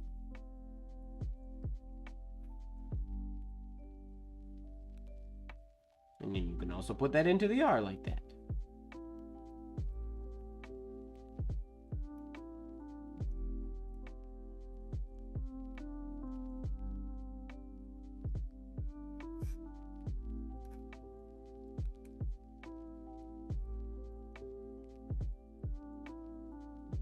Is there a capital S that looks like a large lowercase s? I mean, they would start sometimes at the baseline, but you'd still have the loop on top. Like you could have something like that, sort of.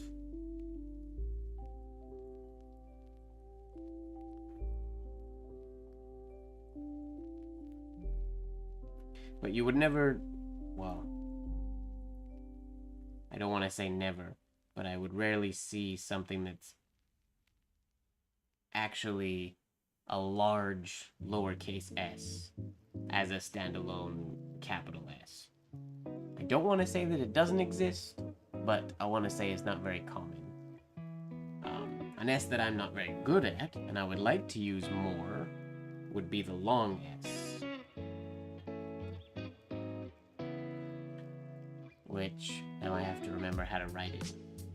Putting myself on the spot. It would be like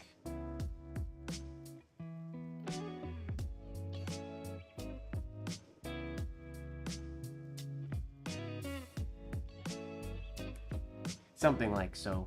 So it fully goes in like a figure 8 up and way below the baseline. I quite like that. Mike Sol has the Sol S that goes backwards, which I don't actually remember. I need to look at the Sol S. I'm going to try to write the Sol S in a second. But I'm going to reach behind me for Michael Sol's book because I want to write it. I'm pretty sure there's an S in there. Or on the cover. I think he uses...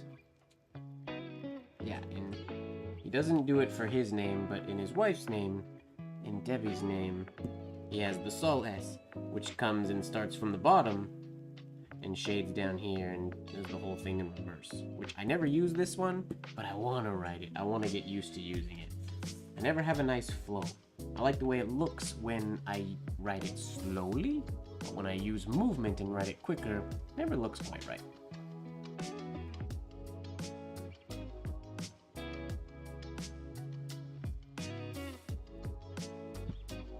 It's messing with your brain?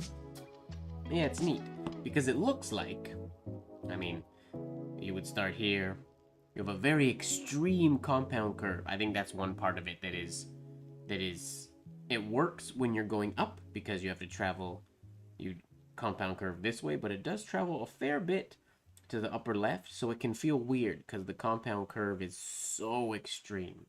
If it's not extreme enough, then it just doesn't have this look. But it's very unique.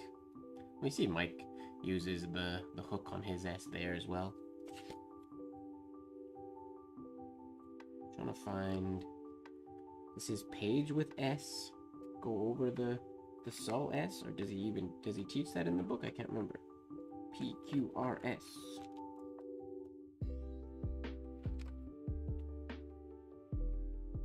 S. No, he doesn't teach the Sol S in his book, so he has that variation, and then the alternate form, the long S that I talked about, big figure 8. Huh. He doesn't put his own S in here. There's another alternate form. I quite like this S as well, that I don't use nearly as often as I should. I forget about it quite often. I think he doesn't teach it in his book primarily because it's a unique form. Keep your secrets. Because of that extreme compound curve, I could see it confusing students who are diving into Spencerian a little bit, because there's really nowhere else that you would compound curve that extremely.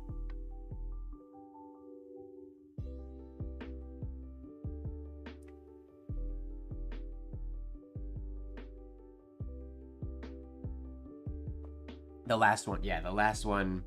Here, let me do the last one. I quite like the last one because you can make it sharp or round on top.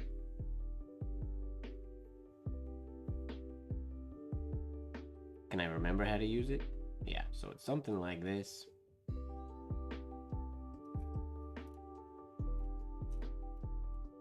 Something like that. Getting the ratio, proportions of the size up here versus the size down here is always a bit of a challenge for me. There's also... Wait, that could be sharp as well on top, I suppose. Something like that, I guess. That's kind of a wonky hook on the top there, but you could do something like that.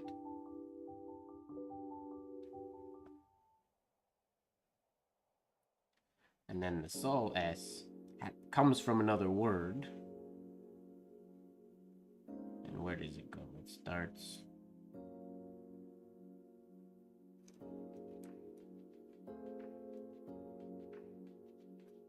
something like so. I'm not very smooth writing it.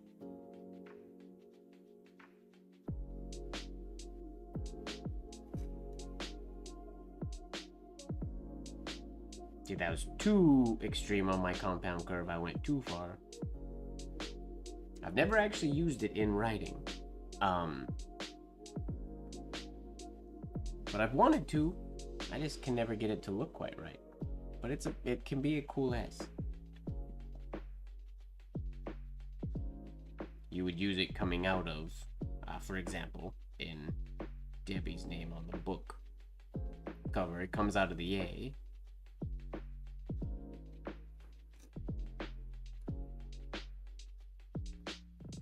So we do something like so, and then he's shaded. He has accent shades and whatnot up here.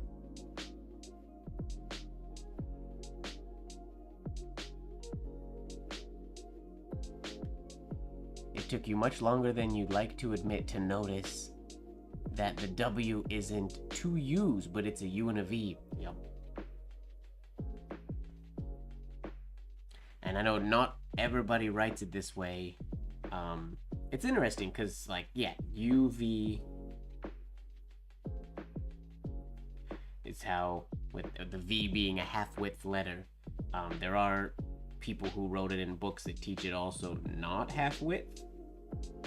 So it's like that. Personally, I like to half-width the second half. I think it looks better. The capital W is hard. I love the capital W.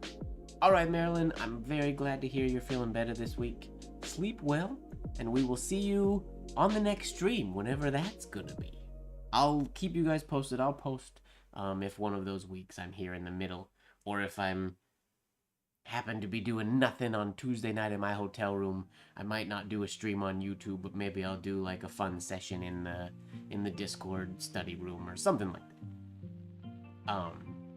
Maybe. We'll see what happens.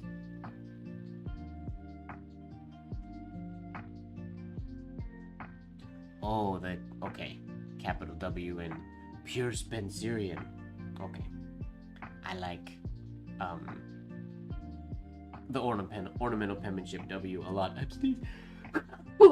I tried to say I'm gonna sneeze, and all that came out was, I'm sneeze. Excuse me, sorry. Should have muted my microphone for that.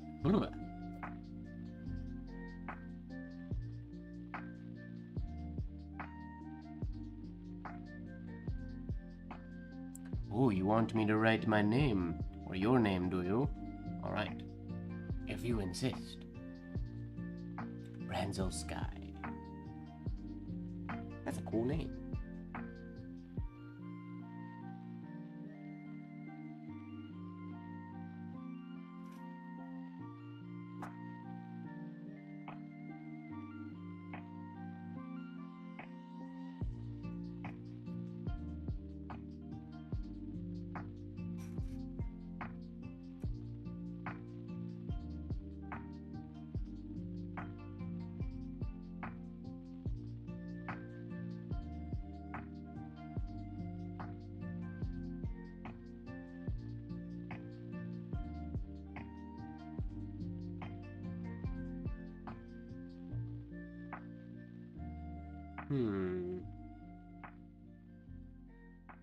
Let's see if we can hit a trick stroke.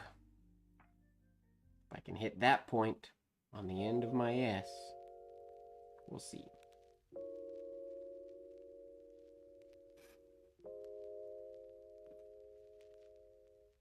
Close.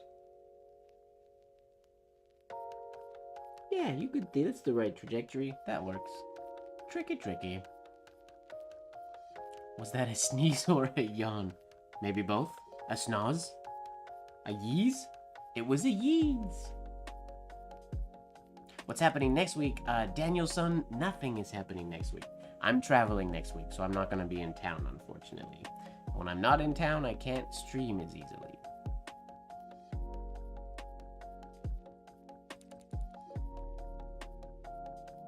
So the streams have to go on pause next week.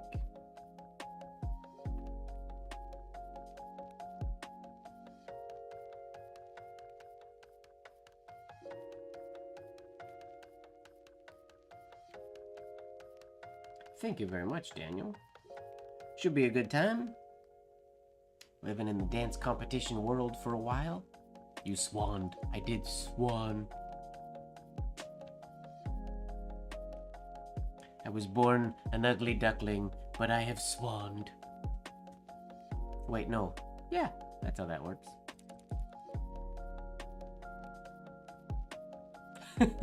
Polished and assembled. Nor can I remember how to spell Gesundheit. Forget remember. I don't know if I ever knew how to spell Gesundheit. I'll be back eventually. It'll be like I was never gone. Maybe. It'll be end of May. We'll be back into the thick of things. And I got word from the wood shop today, because as you guys know, this board here behind me is getting replaced, and the shelves that need to go up against this wall are the ones that I have here are being replaced. And the wood shop contacted me today. They think in the next couple days the boards are going to be ready. So unfortunately I won't have time to do anything with them until I'm back. So in May, ideally end of May, it won't be the rainy season here anymore. I can get them all stained up and ready, and then build my shelves. So potentially on the next stream, it'll be a whole different background. Well, not the next stream, because I'll stream while I'm doing all that.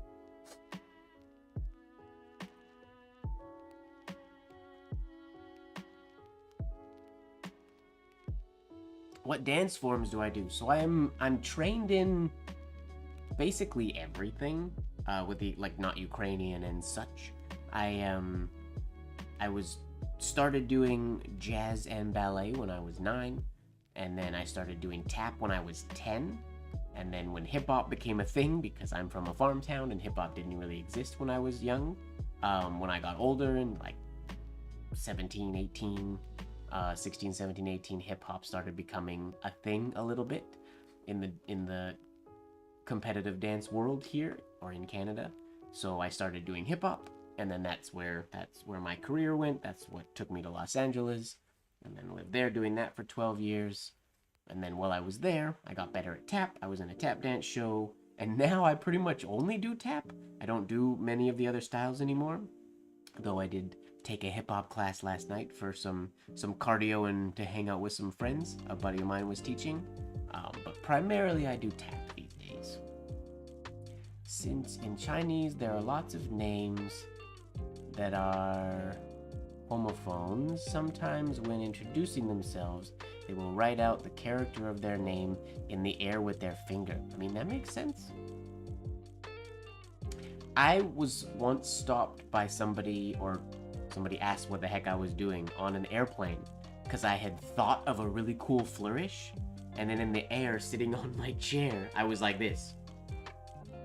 For probably a good, at least 5 minutes, I was just trying to visualize this idea to see if it would work.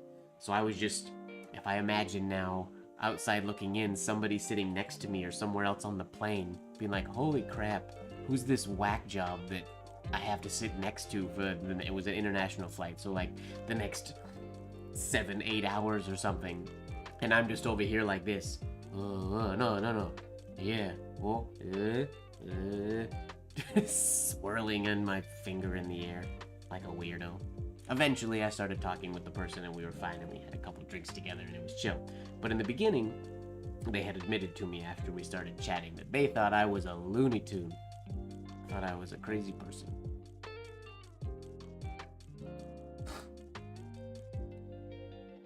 I wish I did partner dances. I learned a little bit of salsa, and when I say a little bit, I mean a very little bit. I wish I could swing.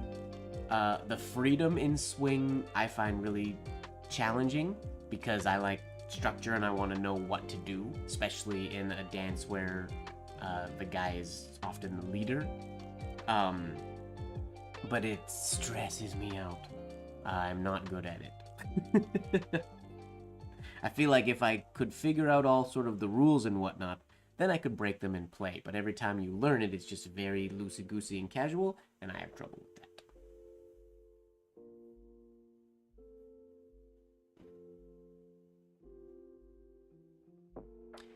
Renzel, I have thought about making stuff ASMR before, and I could do ASMR, I guess. I could drop my microphone really close.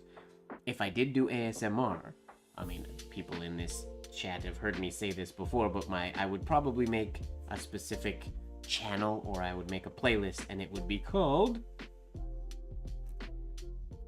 A S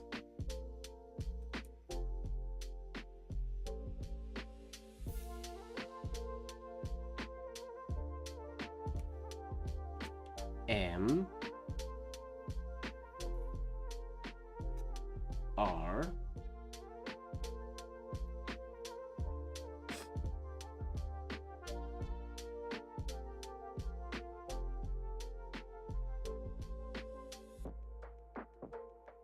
MG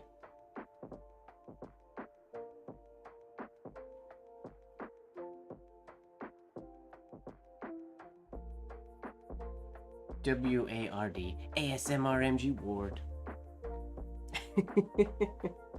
My Instagram and YouTube handle was designed perfectly to have an ASMR channel.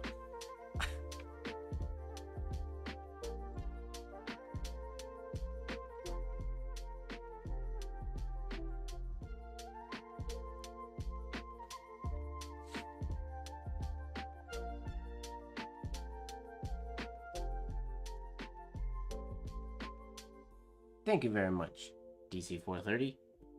This is one of my favorite connections to try to hit all the time, is when you do the S and you just hope to hit that connection so it looks like I didn't obviously hit it exactly perfect there, but it can be pretty fun when you get it perfect.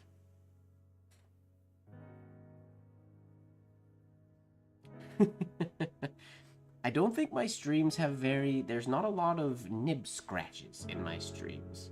I think my microphone, I could be wrong, you guys can correct me if I'm wrong, but I'm pretty sure my microphone cuts out most of the scratches. I think at one point I had more nib scratches, but I think the microphone removes most of the sounds from the actual desk now.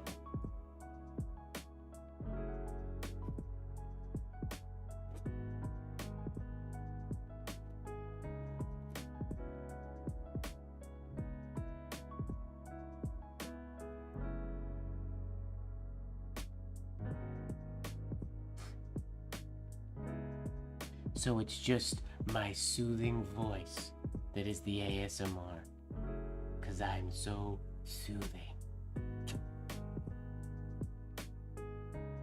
Ah, that makes sense. The scratches freak you out. I'm always blown away at like Shinlong for example, opening stand. When she does her videos, her scratches are so loud. Her nibs scratch so intense. I feel like my nib scratch very, very chill. There's not a whole lot of scratches.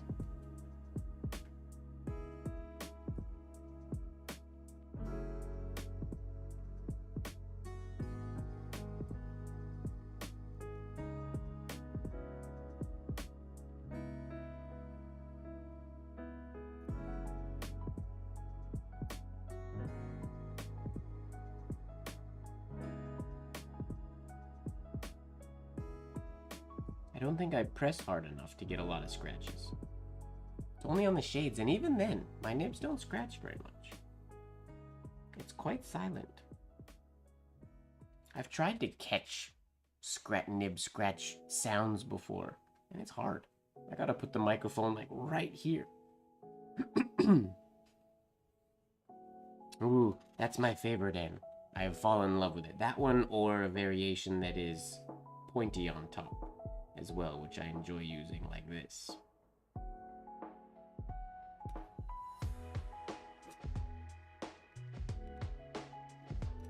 Like so. Like a large lowercase r basically in that spot. I am a fan. I saw both of these. I mean, this one was more common in vintage specimens, but I've seen this one only once, I think, that I can remember anyways, and I fell in love with it. I'm certain it was used more than that, but I can't remember seeing it, or if I did, I just never really noticed it. Well, Chin goes very fast. Very, very fast. So, like, regardless of if the nib is like whether she's pressing or into a shade, out of a shade, her movement is so strong and solid that regardless of what nib she uses, it's just gonna... She forces the nib to do exactly what she wants it to do. Like her follow through and everything is pretty incredible. And I think that's where she gets like the sounds and whatnot from. I think. Or she just has a really, really good microphone recording, but I feel like she was just on Instagram Live with her phone camera.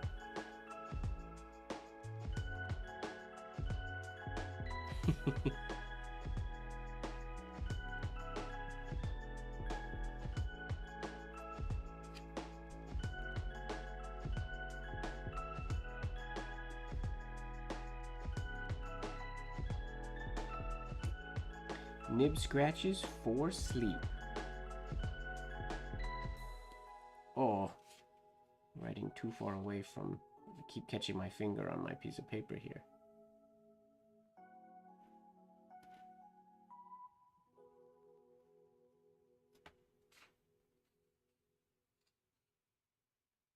That would be like having a podcast. I could have an audio channel on Spotify that is all just nib scratching. For a while, when I started teaching, I had a group of students who were asking, they wanted an audio track, like a long one, like a good half-hour to an hour-long audio track that just had me every once in a while whispering things like, breathe, watch your posture, just give us sort of little notes that sort of just repeated in, not like a whisper, but just in like a quiet, just quietly, so that while they were practicing, they would just have this reminder, this thing playing with their music that just kind of said like, relax, don't forget to breathe, loosen up your fingers, and things like that.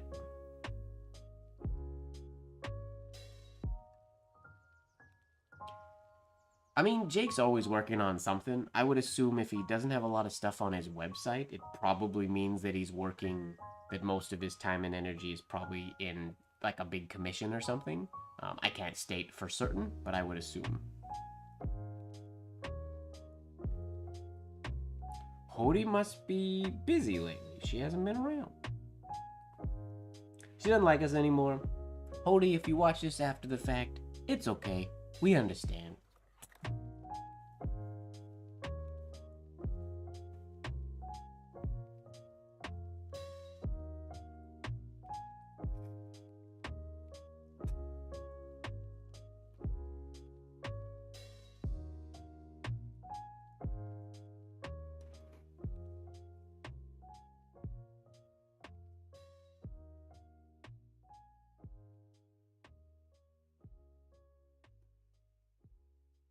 There's an H variation I've never done before. Kind of fun. Feel like I want to add a slight shade on the bottom of that.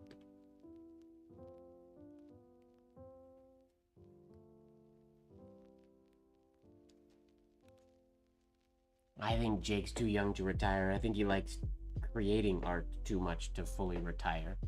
He might slow down, spend time with family and whatnot, but I don't think he'd retire at this point. I don't imagine.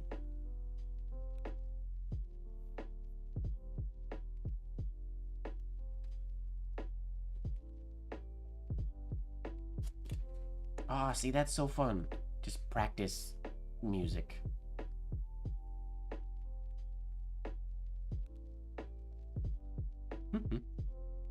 Oh, David Grimes is back. Skylar, are you still here? Skylar was here for a bit. I don't know if he still is. What did you miss? Just all the things. All the things. You missed. Well, you didn't miss because he's here still. Skylar's here. We're teaching Skylar technology.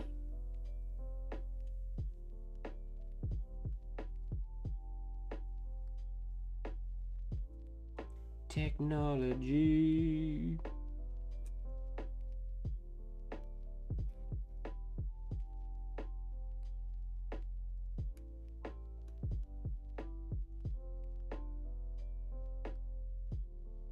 what do I think of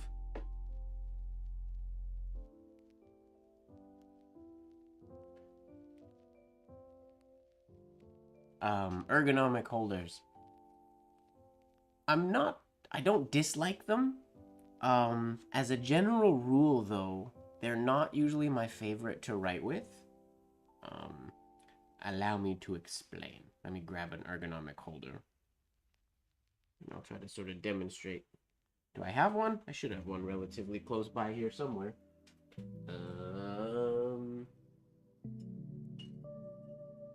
There's a giant one. Massive.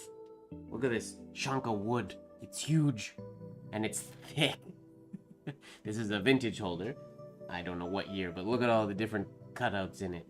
We got one there. We got a flat top. And then we got the one there underneath. It's actually very comfortable, which is why I'm stoked to have it. It's way more comfortable than when I first looked at it. I looked at it and it's just like a giant slab, but it fits in the hand really, really well. Stop what? What did I do? What did I do?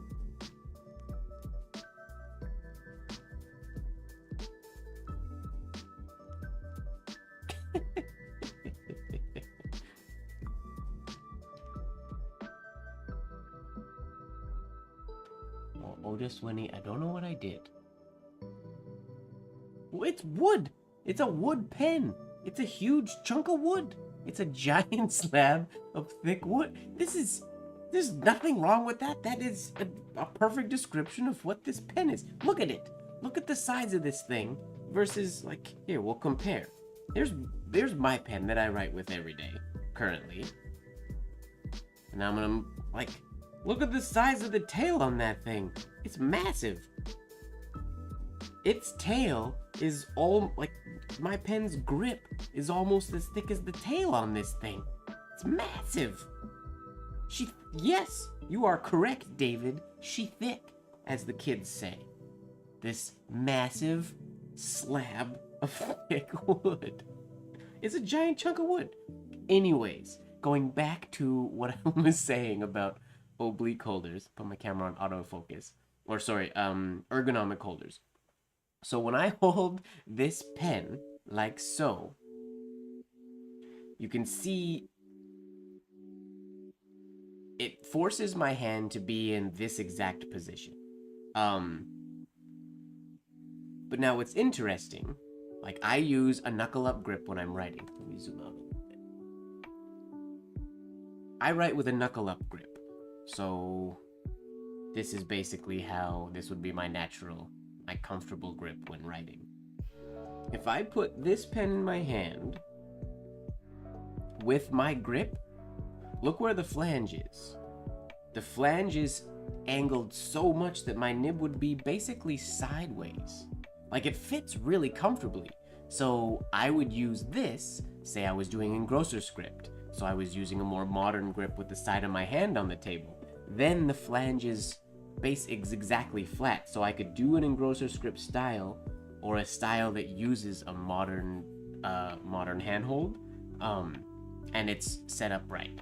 So they can be really great, but the only thing you have to be careful of is if I wanted to do ornamental penmanship with this pen, I would have to modify the flange. I don't want to modify the flange on this one because this is a vintage pen, and I want to leave it as it is, but I could never do ornamental penmanship with this pen the way it is, with my ornamental penmanship grip, because it's just not set up for it. So if you're using an ergonomic holder, like they were basically, they were designed to train people and to force your hand to do exactly what like the teacher or the pen maker wanted your hand to do. So you just have to be careful of that. There you can get, let me see if I have it out here. Let me put away this giant slab of thick wood that I had here and see if I can find another one. Oh, where would it be? Where would it be? So here's a couple examples. Okay. Yeah, 2 examples here. So one, this is a natural grip holder. Again, it's a ergonomic holder, but this one, when I hold it, it naturally makes my hand wanna be in a nice knuckle-up grip. So this would be an ergonomic holder that works for ornamental penmanship. If I was gonna do engrosser's grip with it, it wouldn't work as well. I would have to adjust the flange to get my nib flatter. Or as another example, let me actually put a nib in this one so I can demonstrate. As another example, and I love this one because it's fun. This is a piece of driftwood that came from the Spencer's, the beach on Geneva on the Lake Ohio. I picked this one up because it felt just really, really good in my hand. It's curved like so. When I use my natural grip for ornamental penmanship, I obviously drilled the little hole and installed the flange in this one, and it's set up so that it feels nice and comfortable for me to write. So this would be the equivalent of, like if I wrote again, if I did an engrosser script or something, my nib is like fully vertical right now. It would never work. Unless I adjusted the flange, or I would have installed the flange differently. So this is a ergonomic holder made out of a piece of driftwood that can be really, really comfortable and is set up exactly for how my hand wants to write. So they are great. I don't use them super often. I'm a round holder guy, but I have nothing really against them. I think they can be really great and really comfortable. Now we'll go back to writing.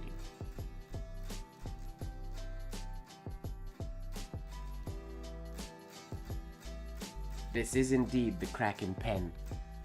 My little octopus. For those who haven't seen it, most of you have seen it already, I assume.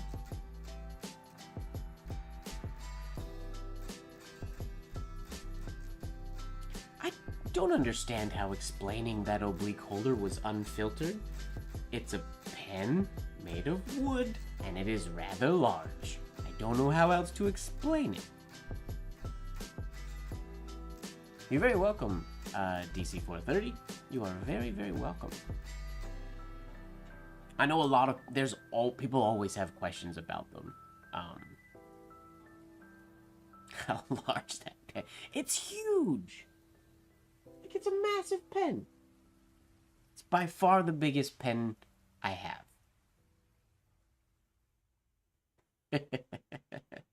How large that pen is.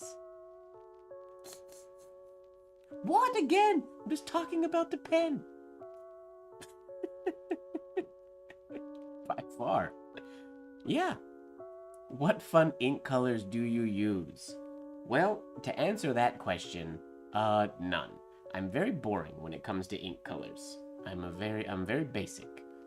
I use black, I use white. For fun, I use gray. Or the only colors I really use are, I like burgundy and I like navy blue, basically. So black, white, gray, burgundy, navy blue, those are my colors. I have used others, but not very often. Those are basically the colors I use. Well, and walnut, I guess, as well. So like a sepia or a brown. Not very fun and exciting, especially as a person who got into calligraphy through fountain pens and whatnot. I'm not very snazzy with my ink colors. I do have some fountain pens with turquoises and teals and purples and stuff in them, but I'm pretty basic.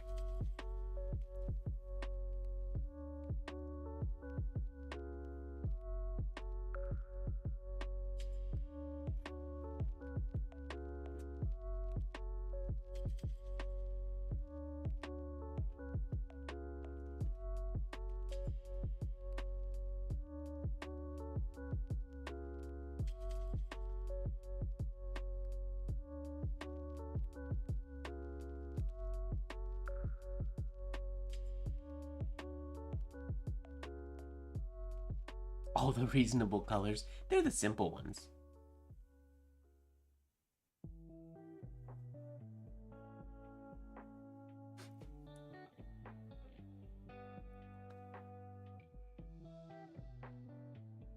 Sorry, I missed your comment earlier, Ojaswini, about the knuckle up being a better grip.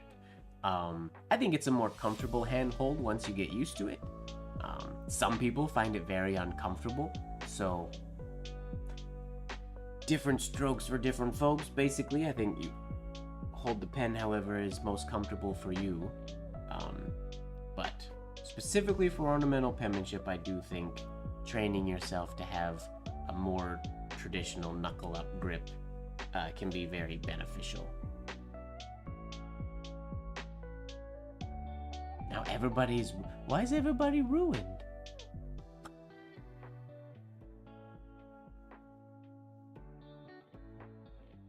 Double dipping?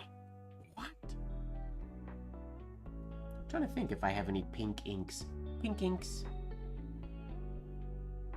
The main color inks, like for fancier colors other than my standard ones. Teals, I always have some teals. I have a bunch of Noodler's colors that are Noodler fountain pen colored in different colors. Can't remember what they are specifically, but Taylor Swift's pen grip is interesting.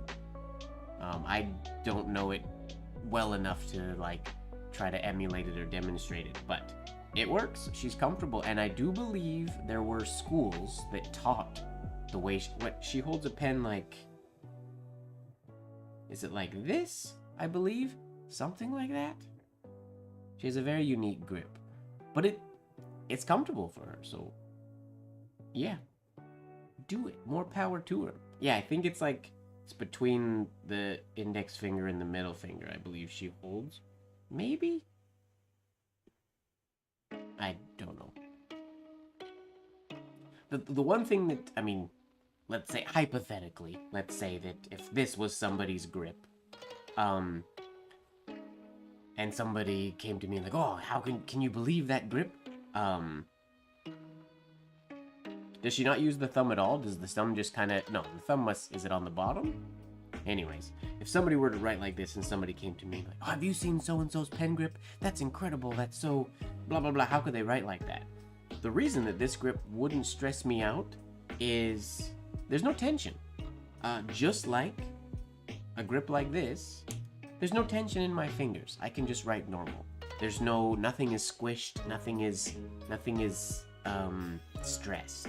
If I'm here, I can hold the pen that same way. Nothing is stressed. Everything is relaxed, and we're chill. It would take some getting used to, but I would assume if I kept my hand relaxed, I would assume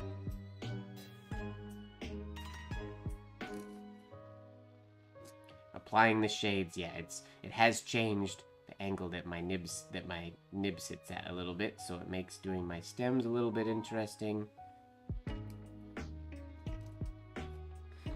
But there's no tension, which I like. If somebody were holding, let's say somebody was like this, I would have more of an issue, or I would comment on that, because there's very clearly stress in my hand when I'm holding the pen this way. Or when people hold the pen, sometimes they'll have a grip like this, where both fingers come over. This is another one where if this was relaxed, if they were holding the pen relaxed like that, I wouldn't take really any issue with it. But if they're tense, that's where the issue comes into play. Same, I guess, with Taylor. If she was like this and she was fully white-knuckling a pen, then I would have an issue with it. Not that she would care what I thought, but I want people's hand to be relaxed and comfortable when they're writing. Fun fact, I auditioned for Taylor Swift. I did not make the tour, but I went to a Taylor Swift audition as a mime, and I made it to the very end. Yeah, it was good times. On the second day, made it to callbacks and the whole way.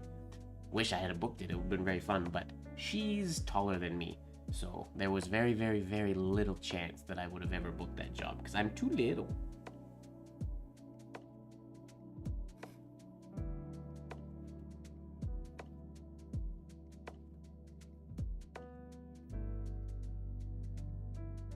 Would have been fun, though.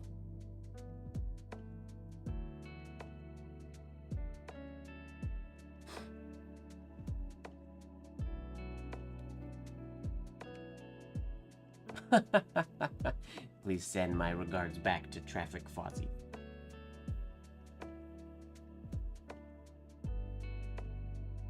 The thumb over the first 2 fingers grip. How do you do the thumb over the first... What? Like that? Thumb over top of these 2?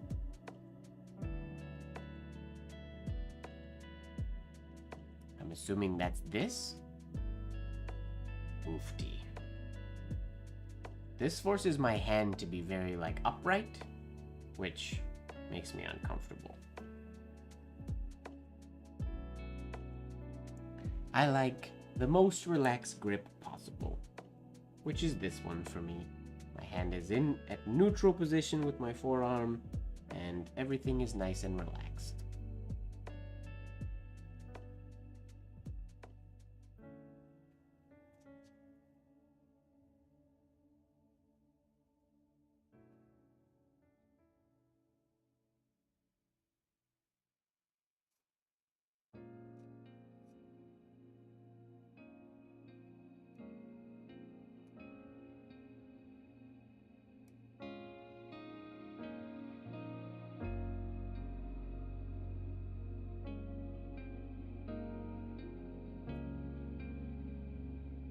Isn't that what Taylor's fans are called? Swifties?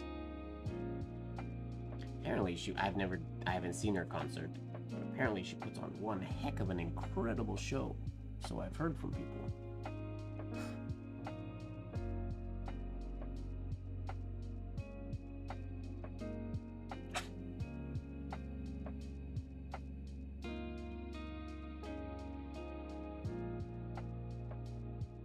We were ruined by saucy authors and their euphemisms. Saucy authors explaining their large wooden pens.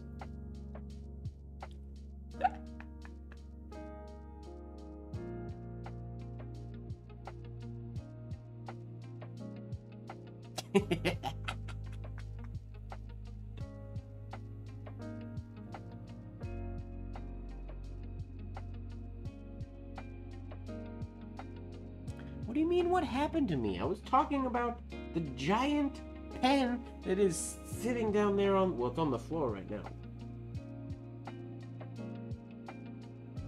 Nothing happened to me. It's what happened to you, Ojaswini. I'm not the problem here. What do you mean, this mic? This is the same mic that's always here. Just talking about pens.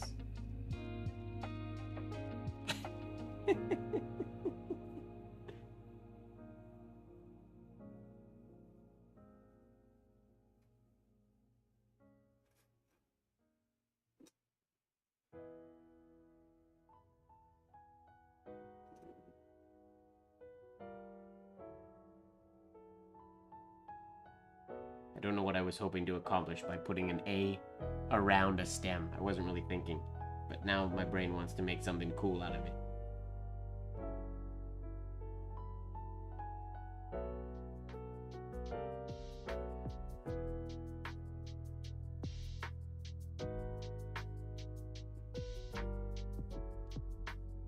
That didn't really work. I was gonna see if the end of the B, there's just too much going on.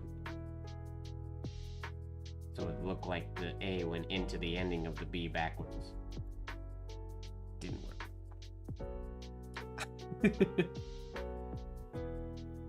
I can remember the very first, we'll say custom or unique letter I ever did, I believe was this. I think?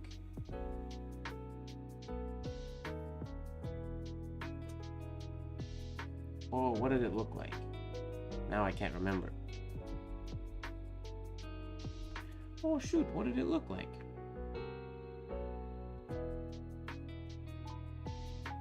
It didn't start like this. It was a T or an F.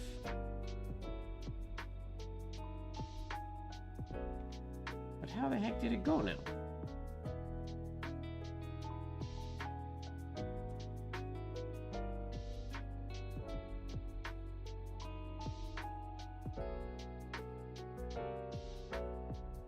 Maybe it was...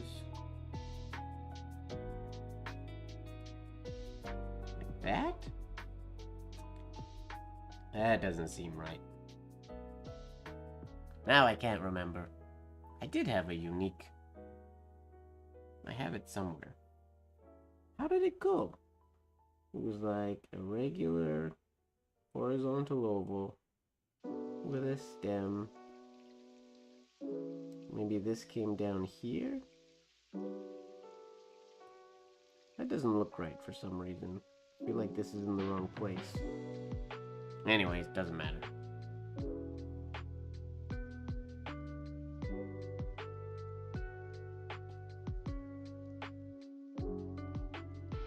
He called you a coward for lifting at the bottom of an I.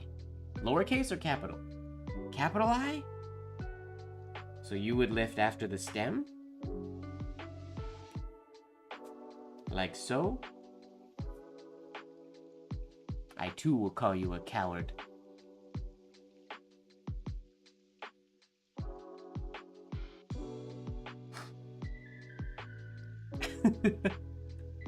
Oh,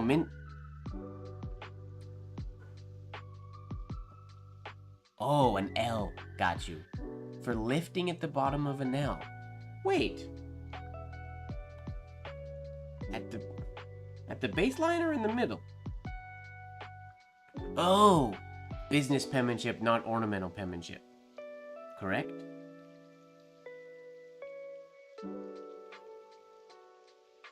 Oh, yes. So I wouldn't call you a coward, I would just call you wrong.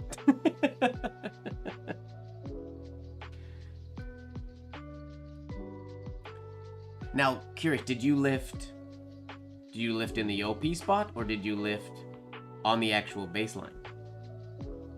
I'm assuming the OP spot. At the X height.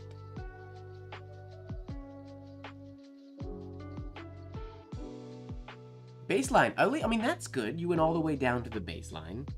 That's, I would say, better for business penmanship than stopping on this point. Because at least when business penmanship, you should basically have that nice flat-backed ascender, basically. Most of the time. So I think it's okay, but you shouldn't stop. Did you see my... I don't even know where it is. I don't remember if you were here last week when I showed this one, David.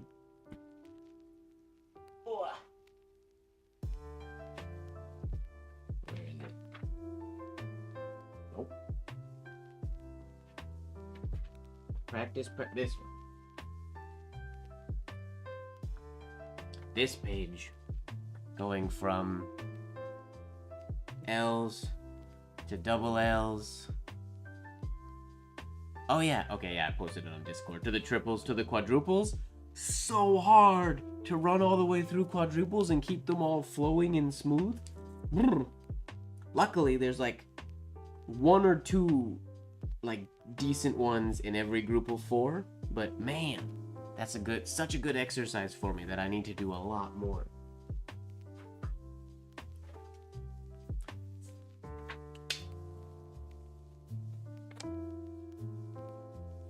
Very challenging to not lift at the X height for me.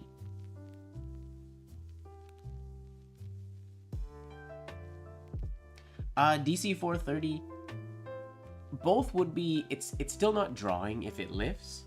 What he's sort of talking about is the difference between if you were to do an L like in ornamental penmanship, I would do the L like this, and then I would do the second stroke like so. So I would do it in 2 strokes like that, the whole thing. So you have that nice smooth, and you most of the time can't really see that the lift was even there. And then in business penmanship, you don't stop at that point. If you notice, very fine difference. Oftentimes in ornamental penmanship ascender, you'll have this curved stroke on the left side. It's curved, and then when it hits here, it's like straight. So we have this like very, very slightly compound curve on the left side, because it's curved, and then it's straight once it hits the X height. Whereas in business penmanship, you would do continuous. Whoop, not a good one. these are bad, but you would do your undercurve and then a continuous, almost straight down stroke right to the baseline and then exit stroke from there. So you wouldn't lift at all. You want that nice fluidity all the way through. You could still, because I've seen examples of you could still get away with lifting somewhere in this area, but the point of business penmanship is for its speed and fluidity and whatnot, and so you can just write, because you're using it for business. And if you stop all the time, then it's slowing you down and you're not being as productive as you could. And that's the whole point of business penmanship, is to go flowing through all the letters and not lifting at any spot. Yes, there was an individual on Reddit who had a different opinion of what Spencerian and whatnot was. But I won't say set him straight because he might not believe me, but I did comment my, what I would call corrections to the statements.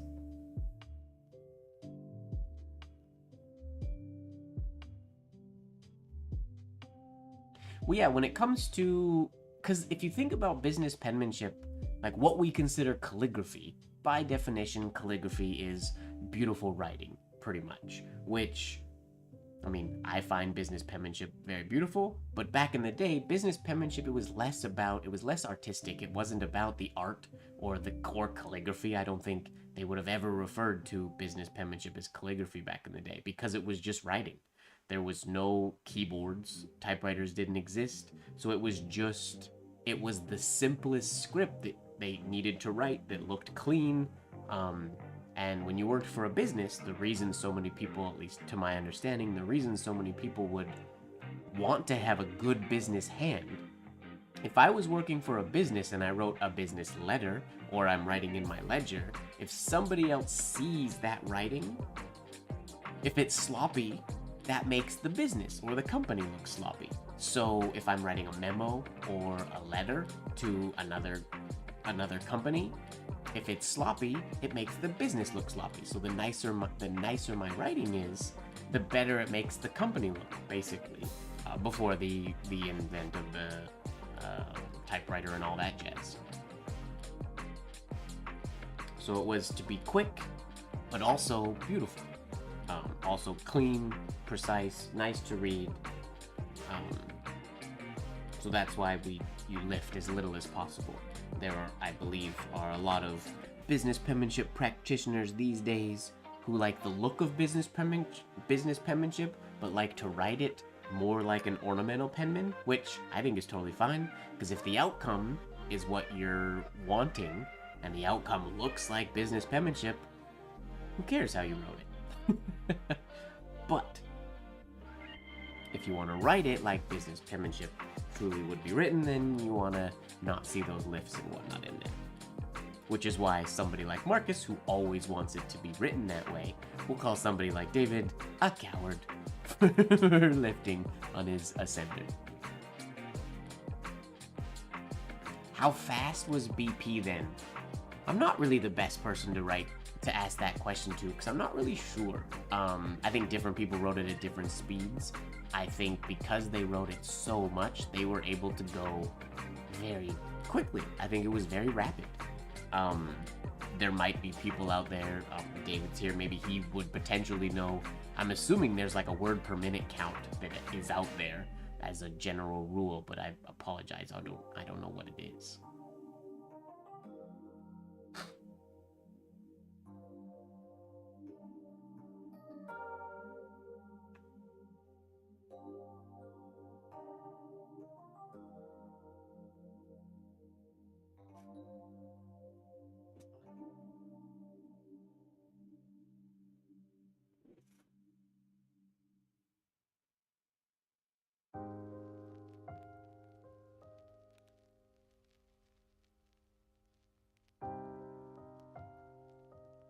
Ran out of space.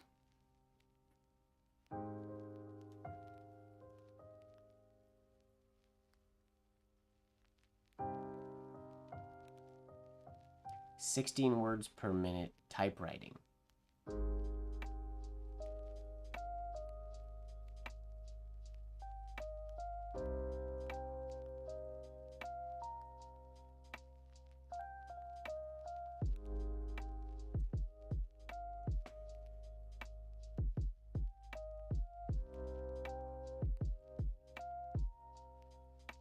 25 words per minute.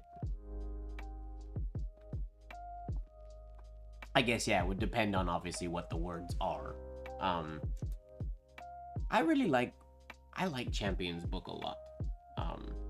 I'm a fan that Champion actually had music and whatnot that they recommended for specific exercises that taught the specific speed in which she recommended things be written, which I think is so clever. I wish more Penman books did that.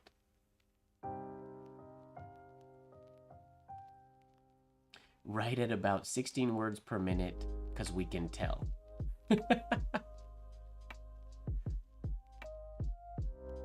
That's kind of fun. Danielson, I would say pick a style. If you pick something that you are intrigued by and you want to, like, if you pick something that would be a good, I won't say end game because there really is no end game, but if you pick something that you really like, that's sort of what I would recommend putting your focus into. And there are tons of books out there that you can get that have more than enough information to start working at home and tell you about the supplies and all that kind of stuff. If you want, like, if your end goal is something like ornamental penmanship, it all kind of depends on what journey you want to go on. Like, once upon a time, a teacher would tell you, if you want to get good at ornamental penmanship, start by, like, mastering business penmanship, and then basically build the ornamental penmanship on top of that. That is not the road that I went, but it's the road that I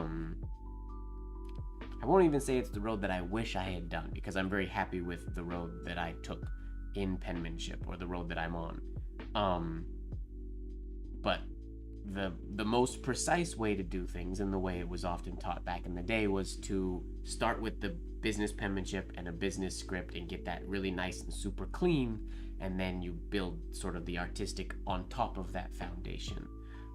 That being said, if your end goal is ornamental penmanship, but you are willing to be slightly less, like, specific and whatnot, then you can just dive into a book like P.Z. Blozer's Lessons in Ornamental Penmanship and follow it, dedicating the time to it, to all those forms. And you can just go that route. And there are tons of lessons in penmanship. I would say go to my website. I have lessons pulled from the Business Educator. There are tons of them there. You can pick a penman from back in the day whose writing was appealing to you, and follow their book, follow their exercises, take the time with every exercise. That's what I would recommend. Even in business penmanship, some people like Mills, E.C. Mills's penmanship, some people prefer Palmer, some people prefer Kelchner, different people like the different penmen. So all these books you can get PDFs of them easy for free on archive.org and on the internet. So check them out and find whose examples and words and way of explaining things you like the most, and then dive into it. Mary Champion has an incredible book, very similar to something like Palmer Method, is another business penmanship writing style. They're very similar, so if you try one and then you decide you want to do something else, you're not going to be you're not going to be retraining yourself. They're all close enough that if you do one, you're not far off the others when it comes to business penmanship.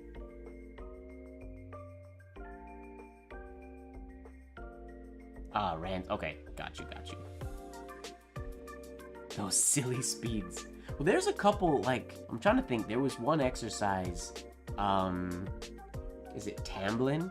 In Tamblin's book, he does like a small drill oval exercise that I cannot, for the life, I can't do it at the full speed that he's saying to do it. Most of his speeds are good, they're fast, but he has one that's just, it's like ludicrous. It's little ovals, and I think it's Don't quote me on this, but I believe it's like 300 downstrokes per minute, which is massive fast. Like, that's bonkers.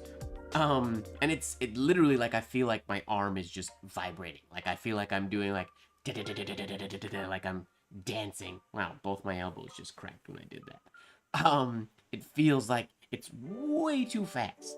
I don't know if practicing that for a long time would allow you to be able to gain control of that speed, but it feels silly. I think a lot of those exercises were to get the students over the want to go slow. You kind of break that by going a little too fast, and then you can sort of ease after that. But as far as the finished product, people only really, most of the speeds that people gave were for drills, not for actual words. So the words per minute it's a cool, I wish there was more information on what people recommended and whatnot. I always sort of think of it as fat or as slow as you can go without losing fluidity, basically. And that's different for every person. Some people can write really fast, and it'd be nice and flowy. Some people can write quite slow and have it still look nice and fluid. Some people, when they slow down a little bit, it starts to get shaky. So you gotta go fast enough that your lines stay fluid, and then you tame the forms to come out of those.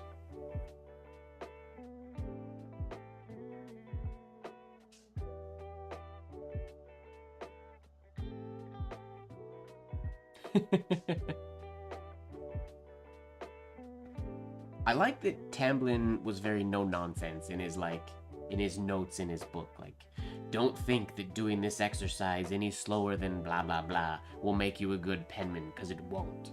It's not a direct quote, but something of that effect. He was very no-nonsense about do this or be prepared to fail, basically. He was quite funny.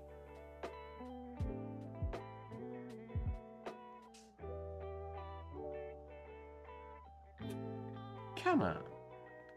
Stopped and talked for too long, I guess. Should clean my nip.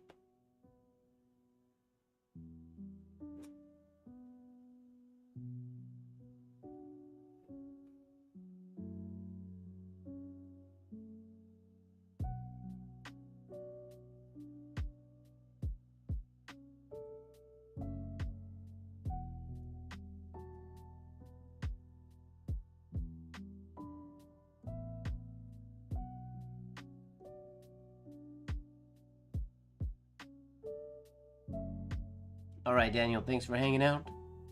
It's been a pleasure.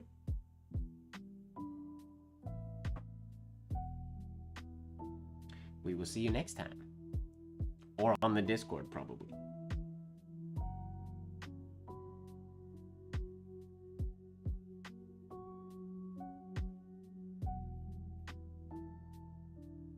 DC, they probably exist, I would imagine. There's also probably articles and whatnot in the old magazines that state those things that I'm just completely forgetting, which is very common. I have a very terrible memory. If somebody like Gray was here, I would ask him, because he would potentially remember other places that things like that have been stated, if they have been stated other places. All right, Steve, have a good night. Thanks for hanging out. Sweet dreams.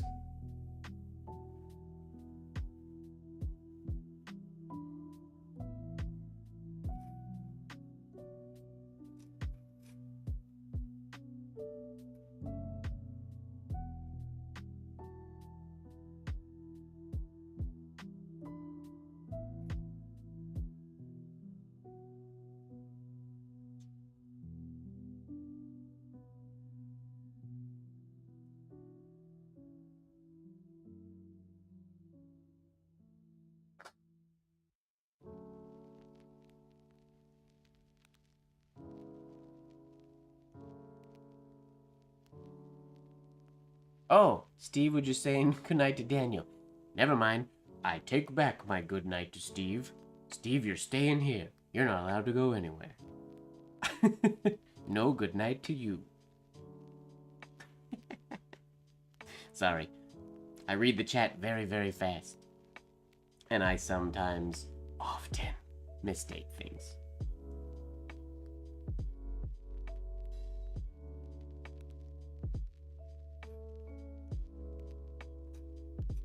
What? Okay, let's clean our nib, because that shouldn't be happening so often. Something's not right.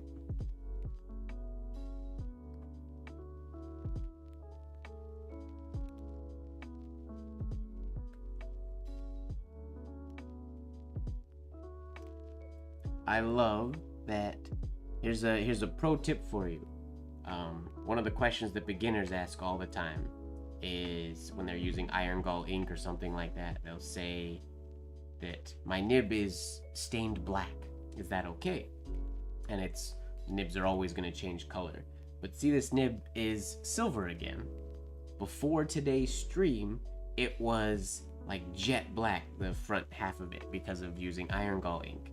I could clean that with Windex, soap, anything. I could scrub it and it would always stay that color.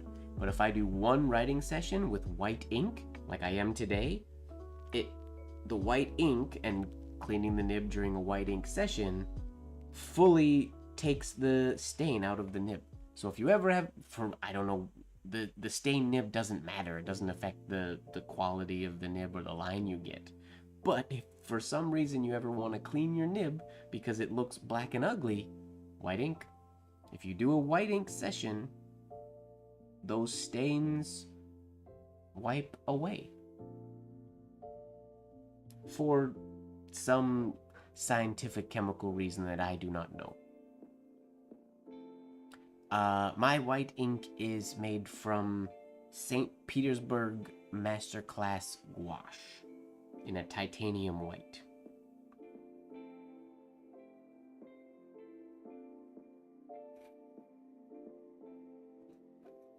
What's going on? I do not like that keeps happening. I might be pulling my nib out of the water or out of the ink too slow, so I'm not getting enough ink on the bottom of my nib, perhaps. But that's weird. That's the two exact same issues. Unacceptable.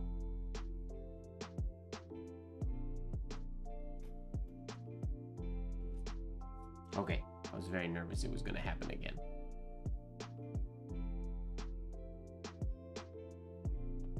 I need to work on getting that shade on the capital G a little bit lower. Oh, did it? I don't like when my nibs railroad. They don't do it very often. If it's my own fault for writing a shade when I shouldn't have, or if my breather hole is open or something like that, then it's not an issue. But this is probably, I released my nib very slowly from the ink, and I'll show what that. If I release quickly, like if I pull my nib out of the ink really fast, you see I get a nice pool of ink on the bottom, like quite a bit of ink under there. But if I pull out slowly, there's hardly any ink on the bottom. You see a lot more of just the raw metal of the nib. So if I was doing just lowercase letters, I would pull out of the ink very slowly. So when I do shades like on just any thin stroke, it's much more controllable than if I pull really quickly. I have a lot more ink is going to come down. I get a lot more pooling, which can still work, but it's a little harder to control, basically. But if you do an ornamental capital, we want big shades. So we kind of have to, there's a middle point. You don't want to pull out too fast, because then you could blob, but if you pull out too slow, you won't have enough ink to fully get through a letter, I guess. Or my nib is just mad at me, one or the other.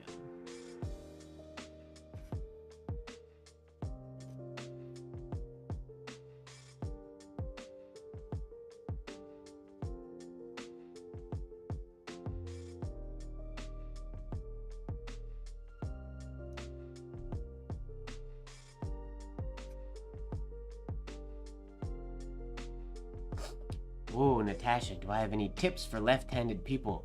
Do I ever? Oh, David, you're only 10 minutes from the Blacklight Live. Have you ever been here for a Blacklight Live, David? Do you even know what happens at midnight? Natasha, do I have tips for left-handed people?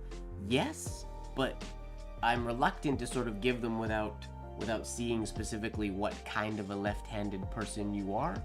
The tricky bit with left-handed writers is every left-hander is a little bit different.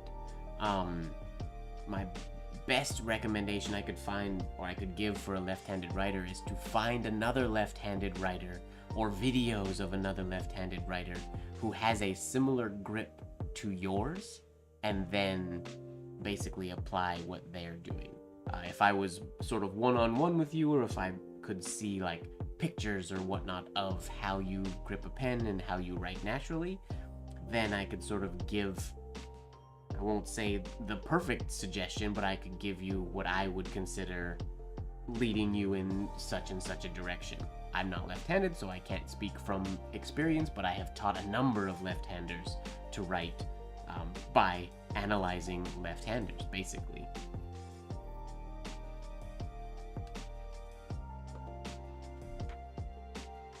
So sorry that my answer didn't have actually any real good tips for you. It comes down to experimenting with grip and paper angle. I would say the paper angle that you're writing at is the best thing. Like there are some left-handed writers, if I hold a pen here left-handed, zoom out real far. If I'm holding a pen left-handed, there are some writers who will write basically like this, where I'm writing towards myself down this way. If I'm an underwriter, so if my line is here and I'm writing this way, I can float my hand underneath my writing and basically pull the writing towards me, which is a bit like writing upside down, so that takes some getting used to, but that's how some will write, at an extreme angle like that. For people that have a hook, obviously that doesn't work because they're going to be pulling the hand right through the writing. You could fully go even farther and still write this way, but now I have my hook and my nib is at an angle where I can write basically upside down. I don't know if there are many left-handed people that write that way, but that's one way that you can hold the nib and get the right kind of flow. Or you can not use an oblique holder and use a straight pen, because that will get the nib going at a different angle. So sometimes you don't have to go all the way upside down, or a different angle will get the job done. It all depends on what kind of a left-handed writer you are. Left-handers, I love left-handed writers because there are some incredible left-handed writers out there. If anybody tells you that you can't do calligraphy or penmanship because you're left-handed, don't listen to them because they're crazy. The White House calligrapher was left-handed for a number of years, so forget that noise. It's just a matter of learning how to do it. And every left-hander is a bit of a puzzle, which is fun.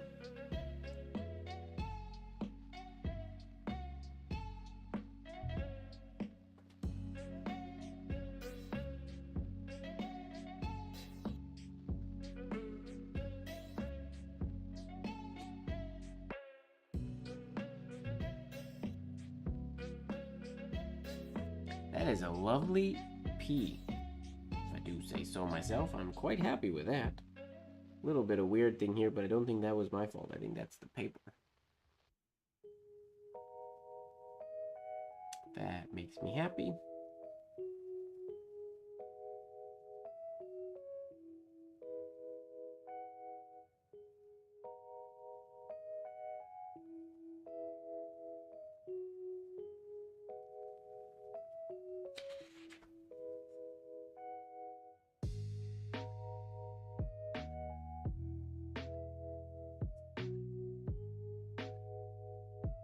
Bit of running hand there.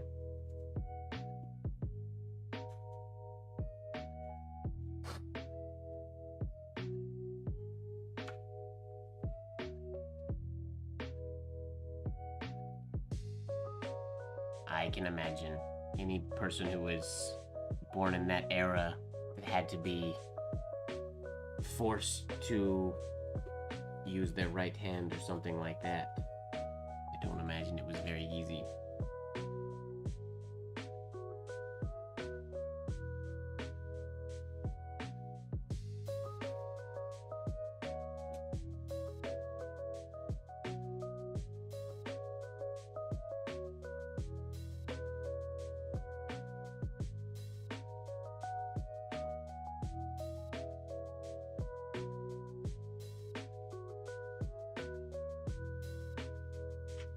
Just under 12%. Interesting.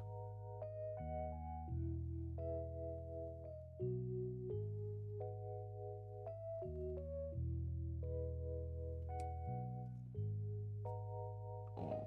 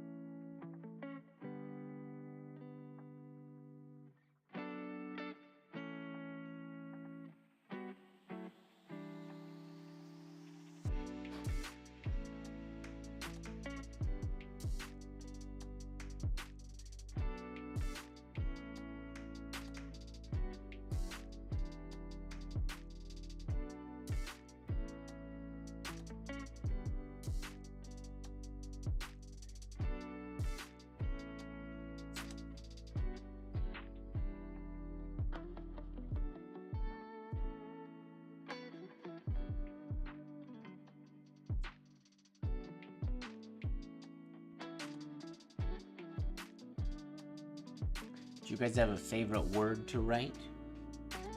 Most penmen, I assume, have a favorite word or their go-to word. To some, it's minimum. Curious. Do you guys have a favorite word? That's your sort of, anytime you pick up a pen, even if it's a Sharpie or something in a store, something you write all the time. Minimum.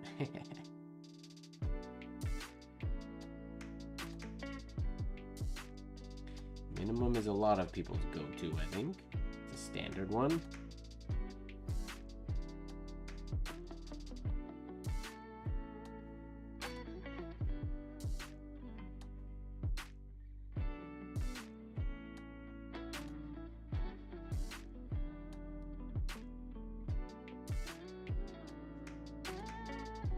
Ah, that makes sense.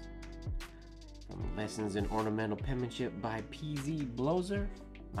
By far my favorite book on ornamental penmanship.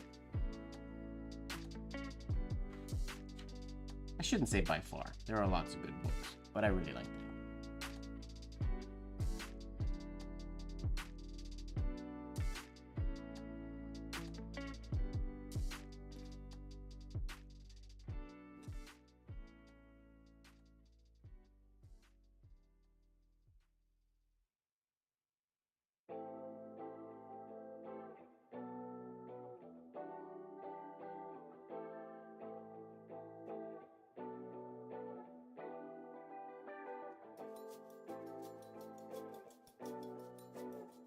Here is a lovely... here is a lovely blank in blank. It feels blank. Nice. I wonder if there's people out there whose go-to is to write, like, the quick brown fox jumps over the lazy dog or whatever. One of those. What are those called again? Ambigrams? No. What is it? The sentences that include every letter of the alphabet? I can't remember the name of them. It's not ambigram. I can't remember.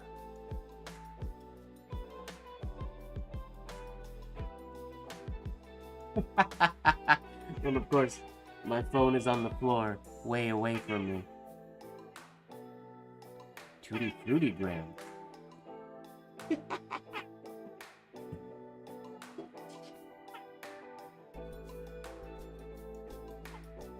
Throw my phone back to me. Okay, my alarm went off. What's going on with my lights here? Lights? There they are. Alright. We need a change of... Stop that noise. Do a little bit of this noise.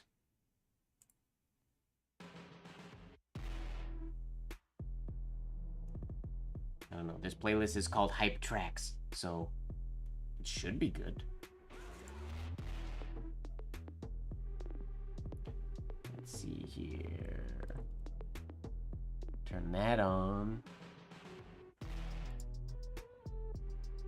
I wish I could automate all of this stuff, but I don't know how. Turn this on.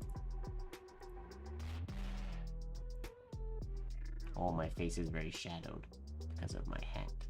Ooh, my teeth are very glowy today.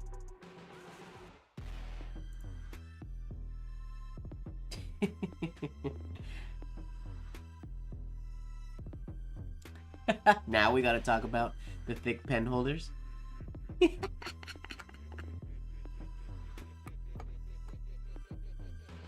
Is this anybody's first Blacklight Live?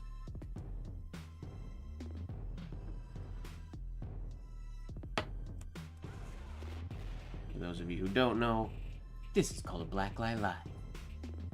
Drunk Mermaid. I will say this is probably going to be on the short side into the Blacklight today. Pangram! Thank you very much, Skeet. I appreciate that. I think we're going to be on the short side today because I do have a very big day tomorrow, but it is the last stream, so I wanted to take us into Blacklight, at least for a little bit. Ooh, that pink is very bright. How do the hairlines look? Music ain't cutting it? Alright. I thought this one was called Hype Track, so I thought it'd be good. What about House? That'll get the job done. Oh, just when you can't be mad at that.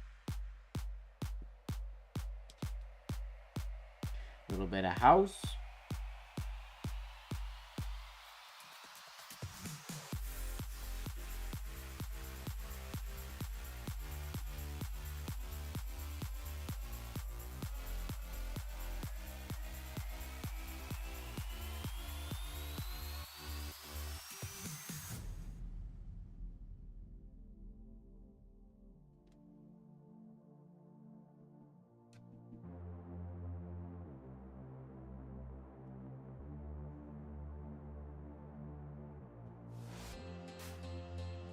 Work time, Mike. I don't think so. You know the answer to that request, Ojaswinny. Oh, did I clean my nib off before I started dipping in the Blacklight? I don't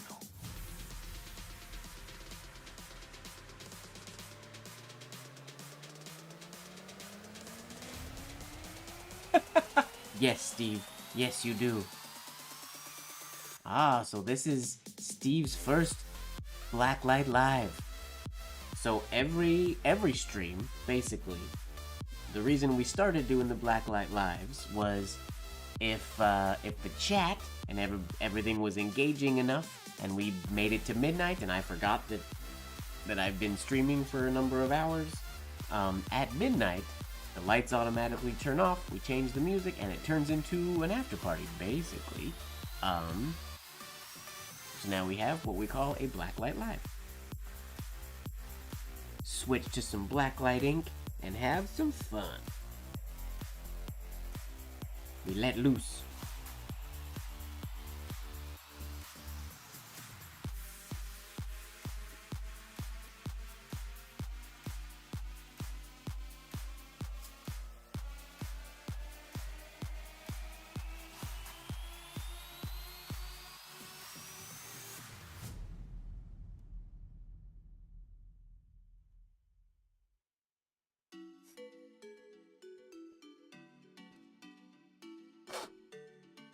Can I be your boyfriend, please? Thank you, Jam Wilson. I am flattered.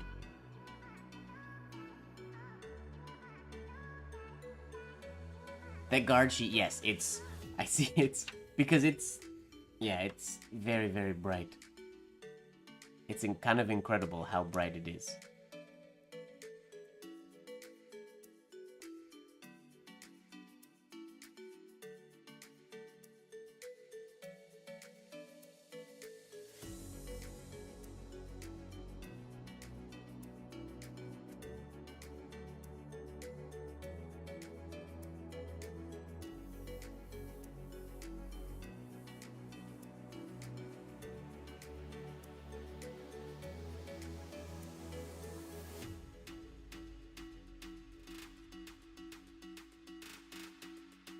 Oh, writing off the page.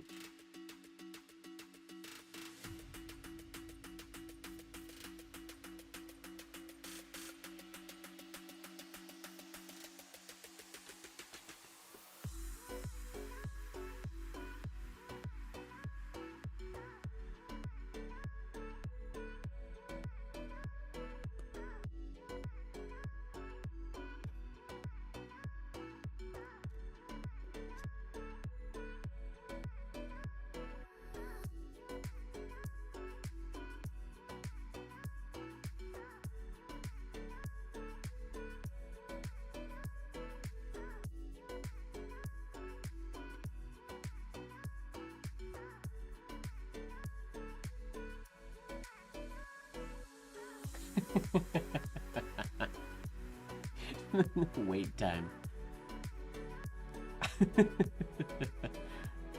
You flatter me.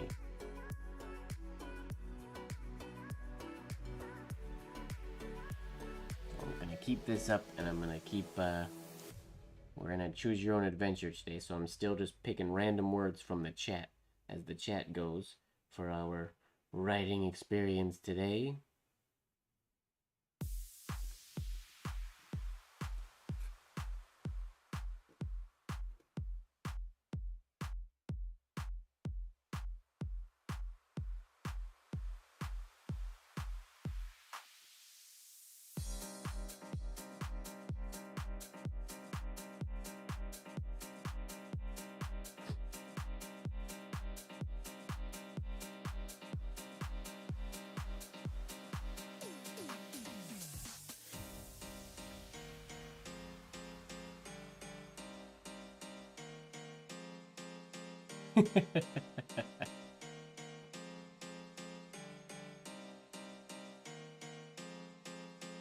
I cannot believe, was this? I guess I don't think last time we went Blacklight, I was using a white sheet here. I think I was using actually one of the beige sheets, because this is extremely bright. Like if this wasn't here, wow, yeah, it's like radiation.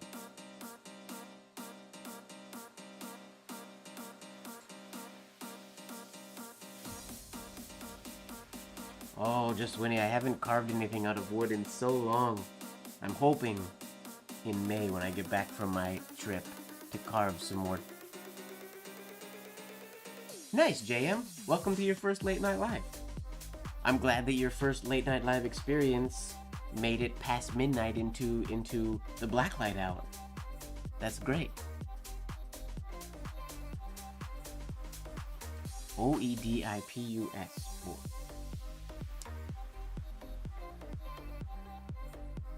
Oedipus? Is that how I say that? I feel like I should know how to say that, but I'm second guessing myself.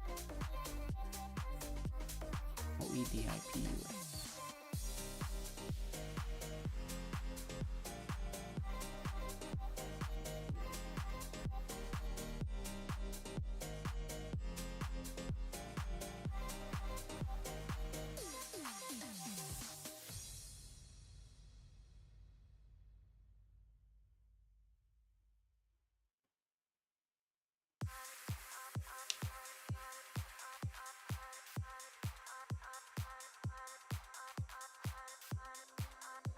I had a request today from a friend who, they're from the East Coast, and they wanted instead of a late night live, they requested just a night live, just not quite as late.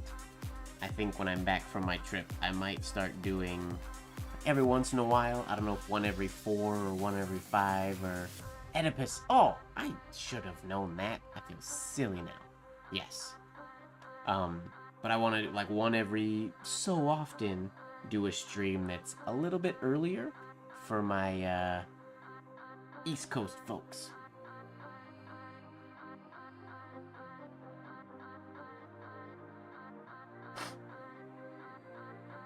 Can you do a capital C, whichever style picks your fancy? I usually write it with a loop on the top and bottom of the letter. Alright, Steve. So in business penmanship, we would do like an unshaded C or like an artistic, I guess. Unshaded C for business penmanship, we would do something like this. Like so. Or if we wanted to make it artistic, it could have a slight shade. Like so. If I was gonna do a C, I would do an ornamental penmanship C that looks something like this.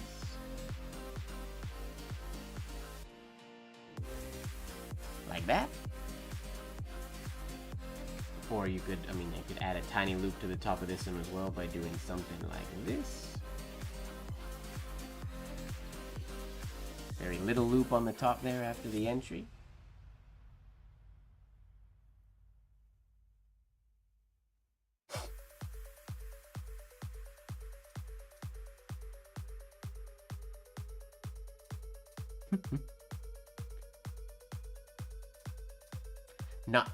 What I would probably do, I would still call it, I guess, Late Night Live, but in the post, I would just put like an X or a red line through the word late.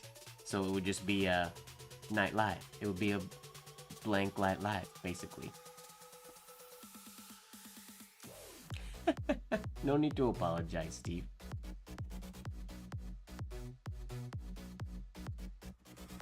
There's nothing wrong with lurking. Plenty people hang out in these streams as lurkers, and I'm cool with it. All the love to all the lurkers, all the love to all the after replay watchers. I gotta think of a cooler word for the replay watchers.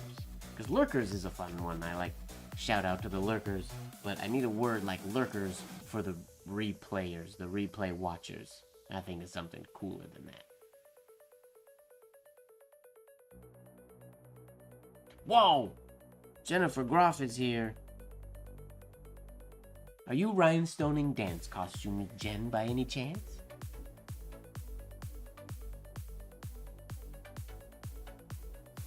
Lurker Leon is not my imaginary friend. Lurker Leon is a dope dude who hangs out and lurks during the streams and watches and I believe drinks bourbon sometimes while he's watching, while he's doing his practice. And every once in a while, he will pop in and say, "What's up?" Or he'll say hi. The Vodsters. I like Vodsters. I guess that's like a YouTube, I gotta be like one of the YouTube cool kids to use the VOD. Thanks for checking out the live. The VOD will be available right after the stream. You can watch it after the fact.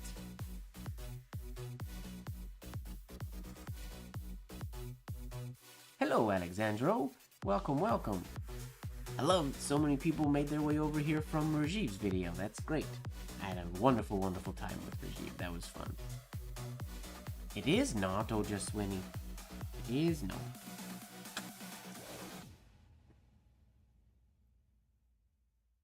Woohoo! Shout out to all the Rajiv links. We got lurkers, we got Rajiv links, and we got Vodsters, I guess. But like I said, I gotta get in the habit of using Vodster? Or do I just want to call them Vodders? What up, Vodders? Vodder. Would Vodder have 2 Ds?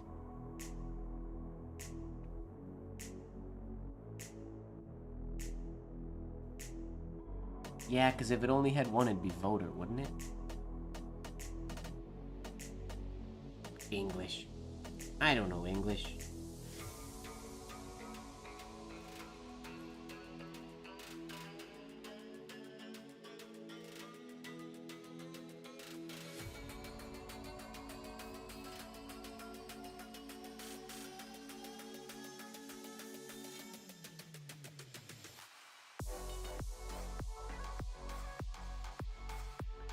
Monster?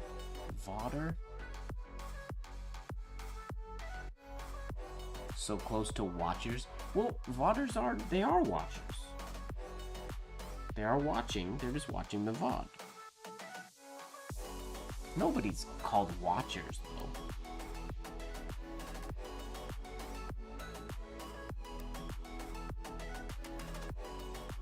Three whole weeks.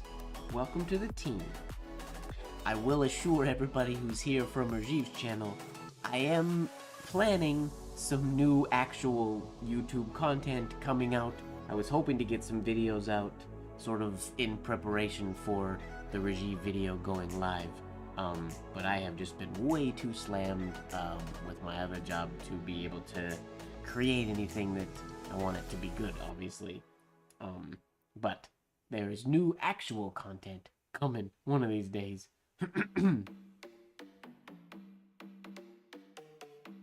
I have not seen Zone of Interest. Fingers crossed it's good.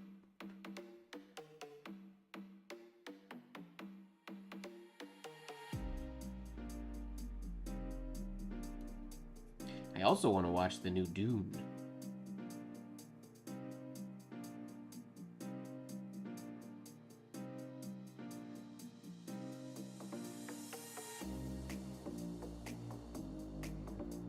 Ooh, or does Vaders... Are we saying it like cool? Does it have a Z on the end? Or is it an S? How cool is this word?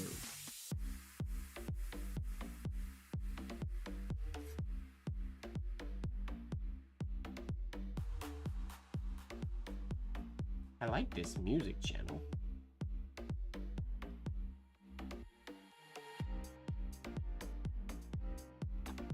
I think for my birthday, I should do a stream that's just all Blacklight. Blacklight live right from the get-go. 9 p.m., Blacklight. Maybe. We'll see.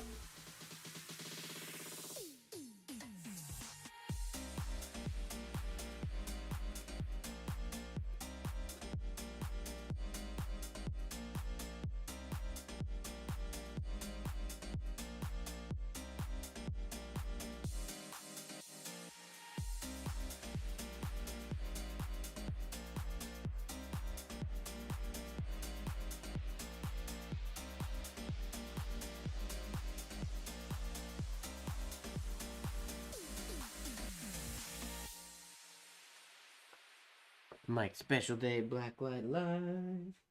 I think we've only done that once, right? A full Blacklight live video. I think it was for Halloween.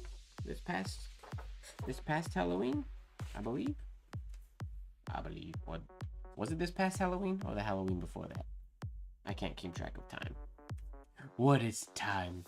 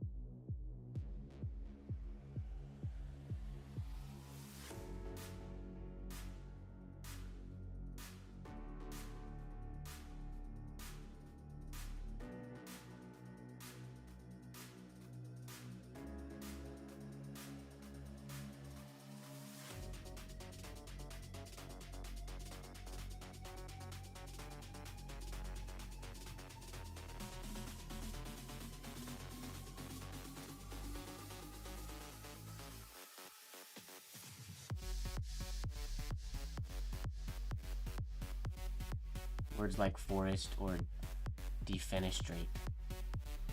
Defenestrate is a good word. I mainly like the word fenestrate or fenestration because of my Monstera plants.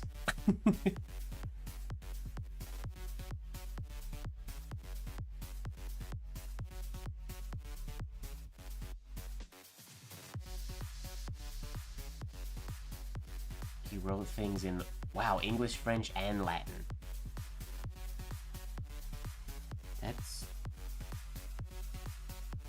impressive. I have trouble writing things in just English. When is my birthday? May 27th. Right after I get back, basically. Does that fall on a Tuesday? I don't think that falls on a Tuesday this year.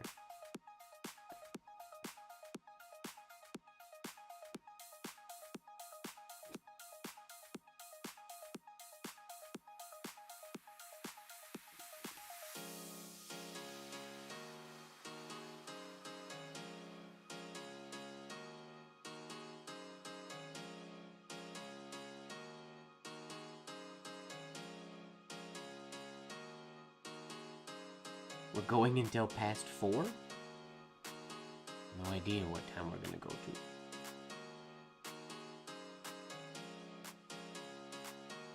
The longest stream we've ever done, I think, was just shy of 6 hours, I believe. Tonight will not be that stream. We're not going that late right now. It's on a Monday. Oh. So it's the day after my birthday that we have a stream then. So long as I'm home and ready.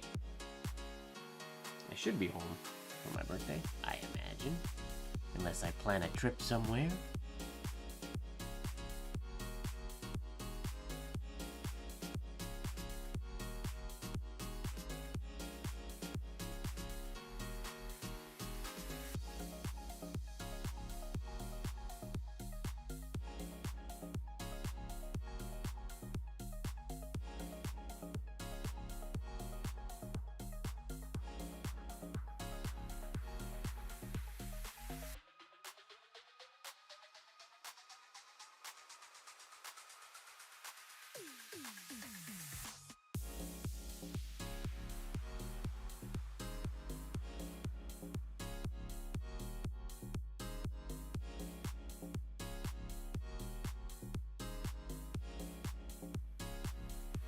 Oh my...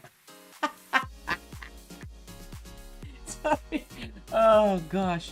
Sorry, Polish and Assemble. I fully did not pick up on your joke, and that's very clever and very good. I did not even think about what time where I was putting the hands on this clock. I just drew lines. But yes, I guess this clock is going at... Wait, is there even 1, 2, 3, 4, 5, 6, 7, 8, 9, 10? So there's only 11 hours in this clock. Where is up? We don't know. You would assume that one is 12, because that's where I started doing the numbers. But the current time, if this is 12, the current time was about 12:10. Wait, if this... Nope. If we swap the arms, and this is the hour hand, in this alternate reality, the long hand is the hour hand, and the short hand is the minutes, then this is 12. Even though there's only 11 numbers around the outside. And this is 10, which was 10 minutes after 12 when I wrote that.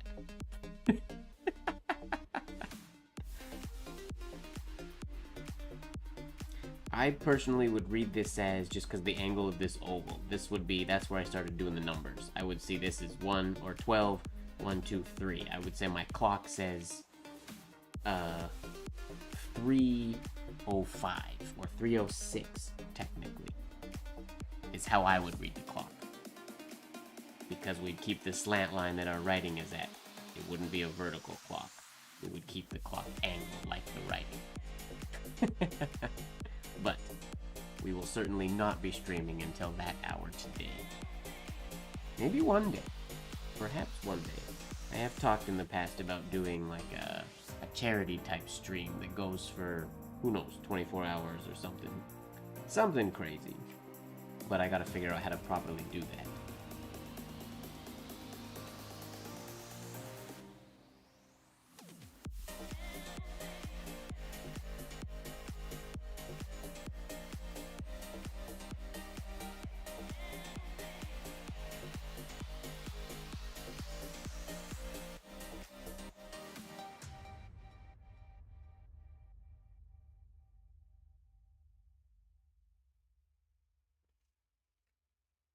I don't know how the logistics of doing a charity stream work. How I make funds for the charity or what. Whether it's just all in tips,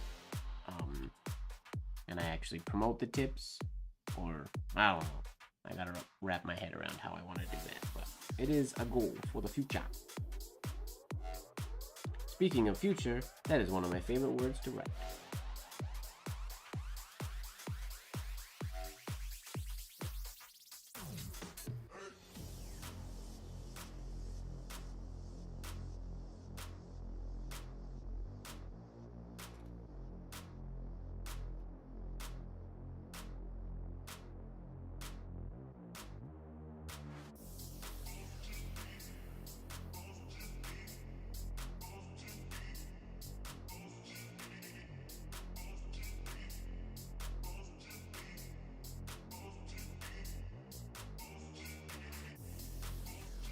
Uh-oh. My Instagram does that sometimes. If I get a notification from somebody who DM'd me on Instagram, and I click the notification to go to Instagram, sometimes that message is gone. As if they never sent it, I didn't delete it, but Instagram basically deletes it when I go. So I have to make sure whenever I get an Instagram notification, I'm not allowed to click the notification. I have to open Instagram and check it that way, which is really annoying, but I've lost way too many messages that way. It happens surprisingly often.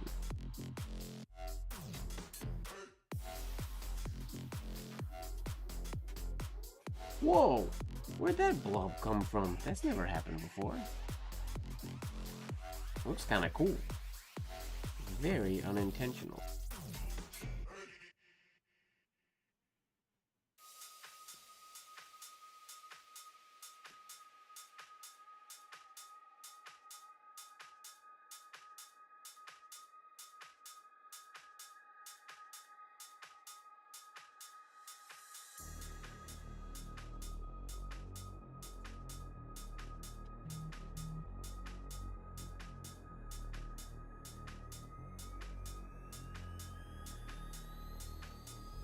That's true, it could be a certain amount of money for every hour or something like that.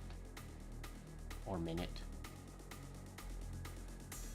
Up to 24 hours, that's a good plan. I actually like that, because if people know I'm going to be there anyways, then they won't donate.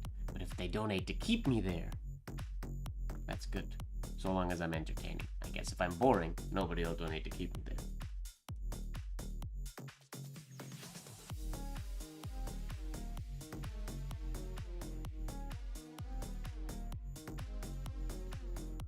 I knew Facebook was, well, down, I guess. I remember trying to log in, and it didn't auto-log me in, which was very unusual. So I just assumed that it was wrong, because it wouldn't accept my password. And I was pretty sure I didn't forget my password. That is always a possibility, but I was pretty sure.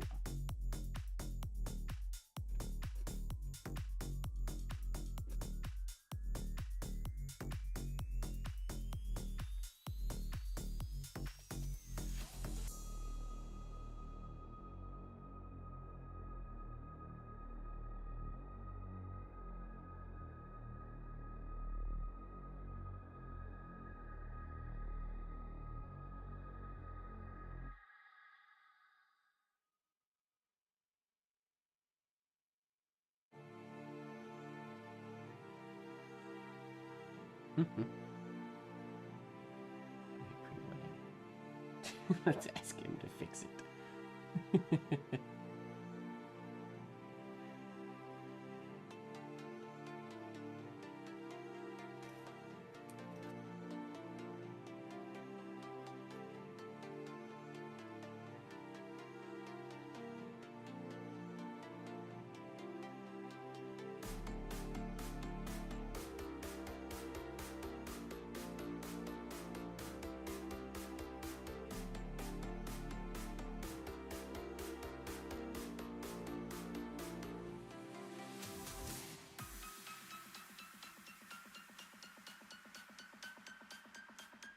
Oh, ruined that. That should have gone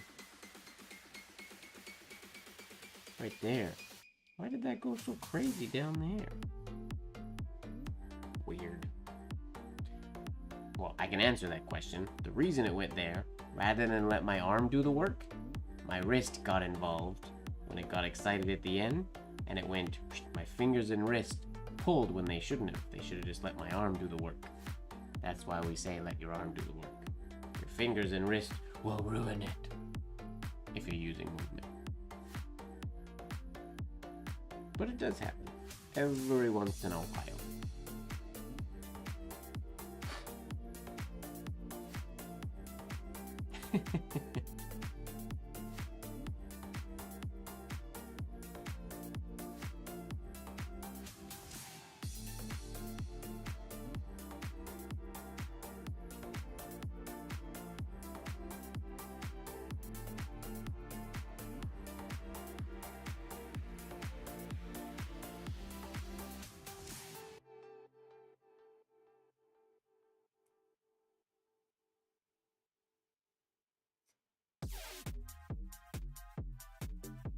I remember this song from last time.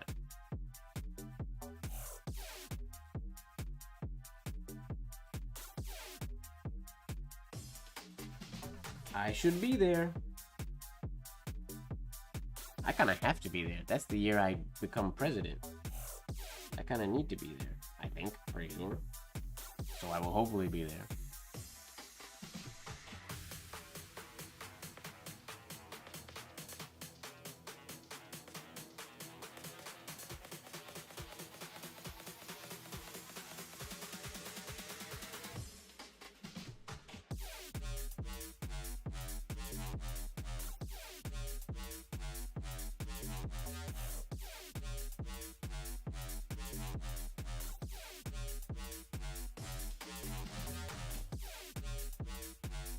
And yes, then I will be Mr. President. This is true. So long as they don't kick me out by then. It's always possible.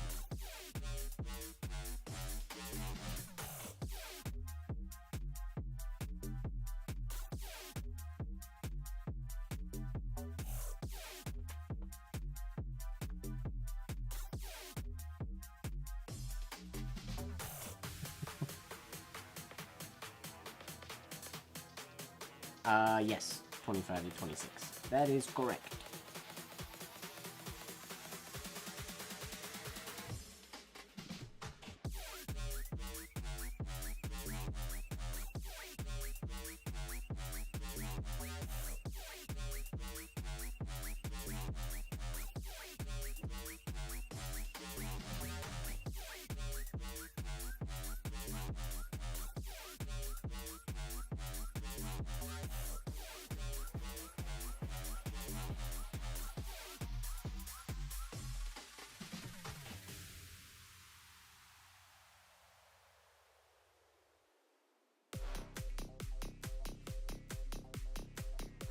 What? There was a hairline here before, I swear.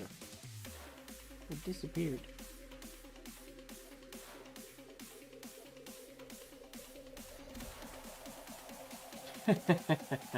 No, if they kicked me out, it would be for good reason. It would likely, who knows? For example, if something comes up and I can't be there, then obviously I can't really be inducted as president if I'm not there. I don't anticipate it happening. I imagine I will be president, but you never know. Anything could happen. Maybe I'll go crazy.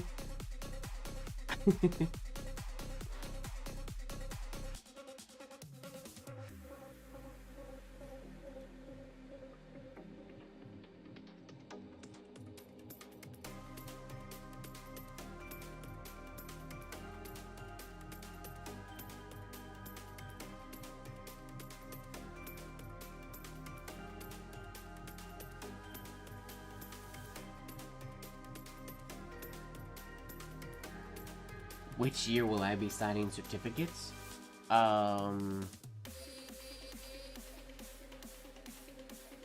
That year.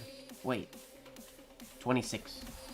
Anything submitted in 2026 will be the year that I'll be signing the certificates, I guess.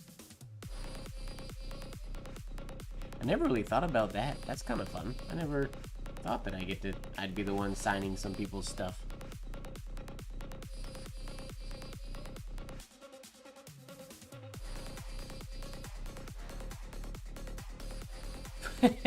Yes, if I started making videos putting dip nib ink in fountain pens, I would be canceled by the community.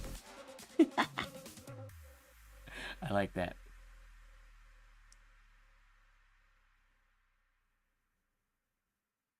DC 43. So IAMPIF has what's called the certificate program. So you submit once you've been a member for, I believe it's 3 years. When you're a member for 3 years, you can submit a certificate of proficiency in a particular style. And then once you receive that, or if you get approved, then you can write a certificate of excellence. So I guess the coolest thing, if I was a penman and I wanted to have Mike Ward's signature on my certificate, I would want it to be my certificate of excellence. So I would want to achieve a certificate of proficiency in 2025 or 2024 so that I could go for my certificate of excellence in 2026. Yeah, it would be, then people would get their certificates back at the end of 2026. Wait.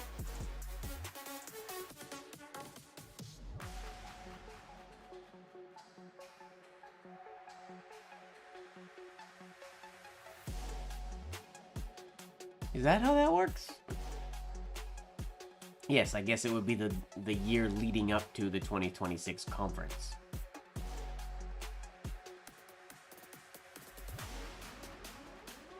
But from January to June, that's 2026.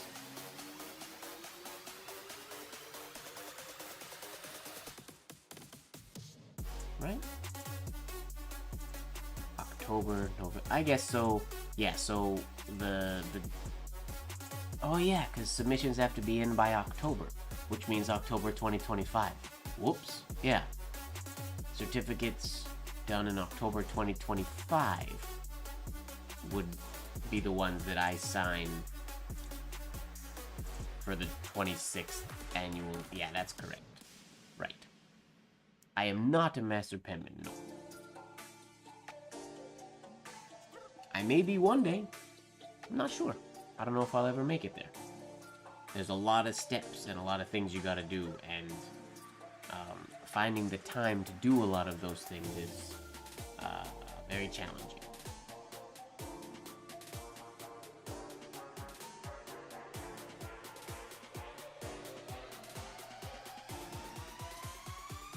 Yes, if you're not a member already, then I suppose, yes, you've missed the boat, I guess. But I mean, if you weren't, even longer than that, because if you haven't been a member for 3 years, even if you were a member for 3 years, I mean, I could sign a certificate of proficiency is just a separate certificate, so it's not an actual, like, the certificate that you make that the president signs. It's an extra sheet of paper, which I would still sign that. But the cool thing would be to have the certificate of excellence signed. I imagine. So to be a master penman, I don't know all of them off by heart, but I know you have to have a certificate of excellence in a pointed pen style, like Spencerian, for example. You have to have an excellence in a broad pen style. You have to have excellence in one of the, like, borders or illumination, I believe, as well. That's one that I don't have yet. I also don't have excellence in a broad pen style. I don't have excellence in black letter yet, which I meant to apply for that this year, but I did not have time, so I did not apply. I don't think I applied for anything this year. I did not have time, unfortunately.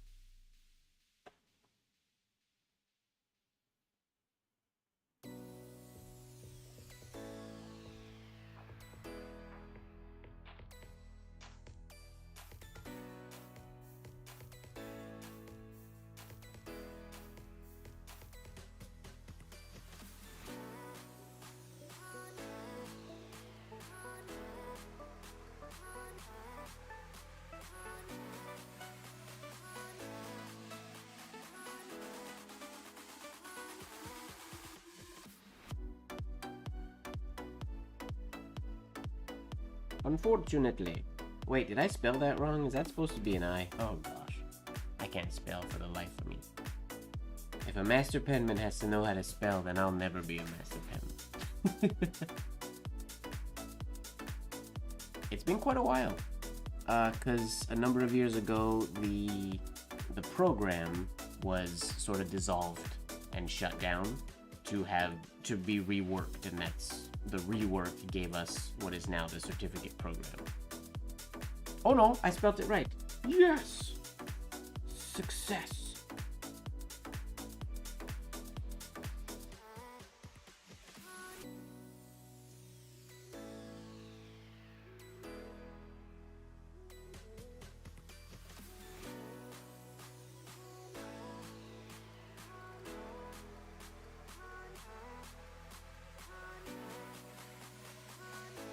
Yeah, the last master penman was Barbara Calzolari from Italy.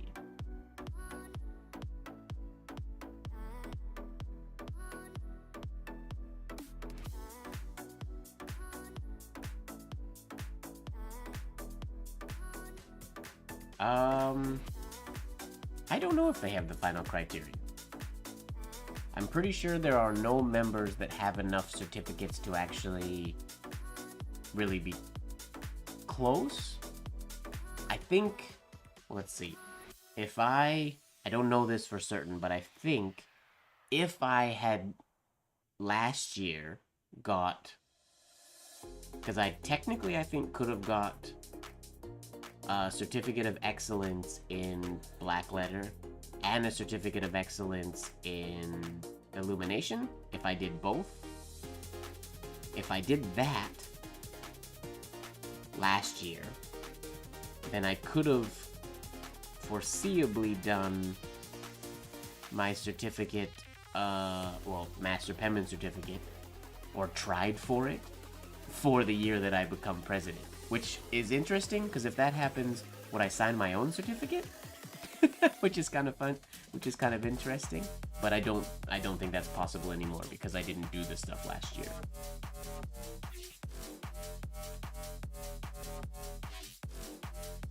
Would have been cool though. So far at Excellence, I just have Spencerian and Engrosser script. And then I have proficiency in black letter and illumination and borders.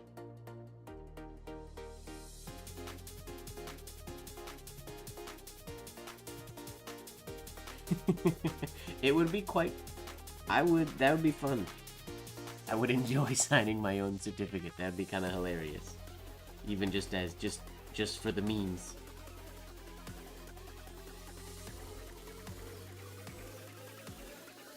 Ooh, that might be the best G tonight. Potentially.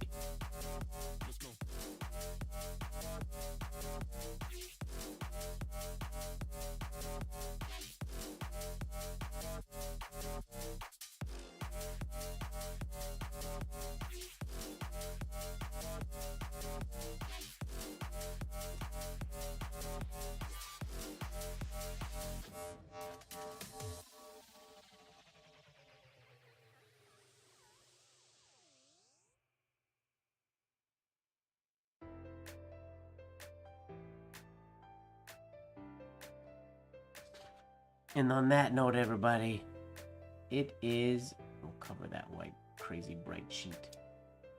I believe it is bedtime for me. I'm going to catch up on the chat real quick before I dive out of here, because people are chatting.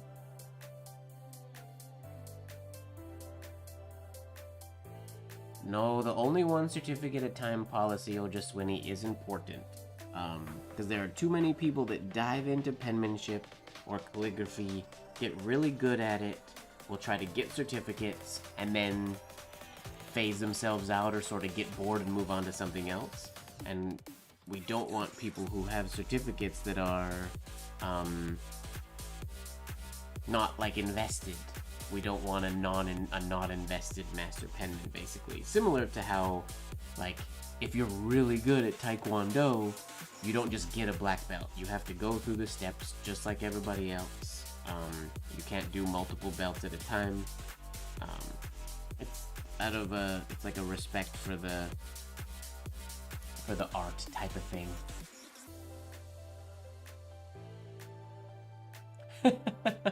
Superpower. I will say when I use fountain pen ink, I will sometimes get, where is it? This finger right here, my left index finger will get stained because I clean my nibs so often like this that I'm pressing up with that index finger underneath the nib. And if I'm using fountain pen inks stain the index fingers, or you stain your skin.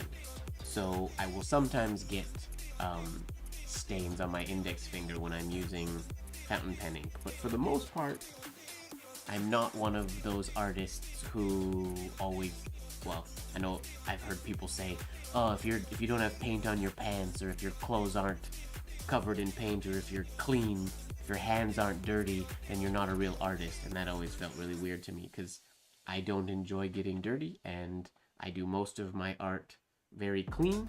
I don't like to make messes, so I don't make messes. I mean, it does happen. I get stained fingers from time to time, but not very often. Well, you had a spill.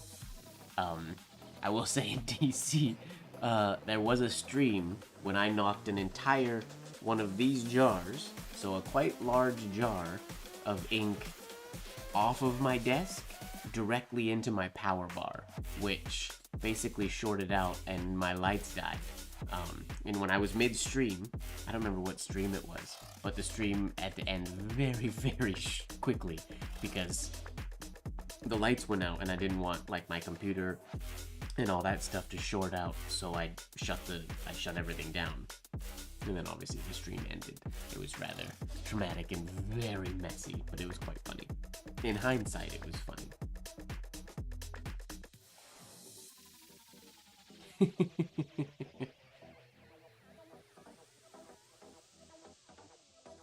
I see no reason to be dirty with one's art. Exactly. Especially if you're using giant wooden pens. Giant thick wood pens.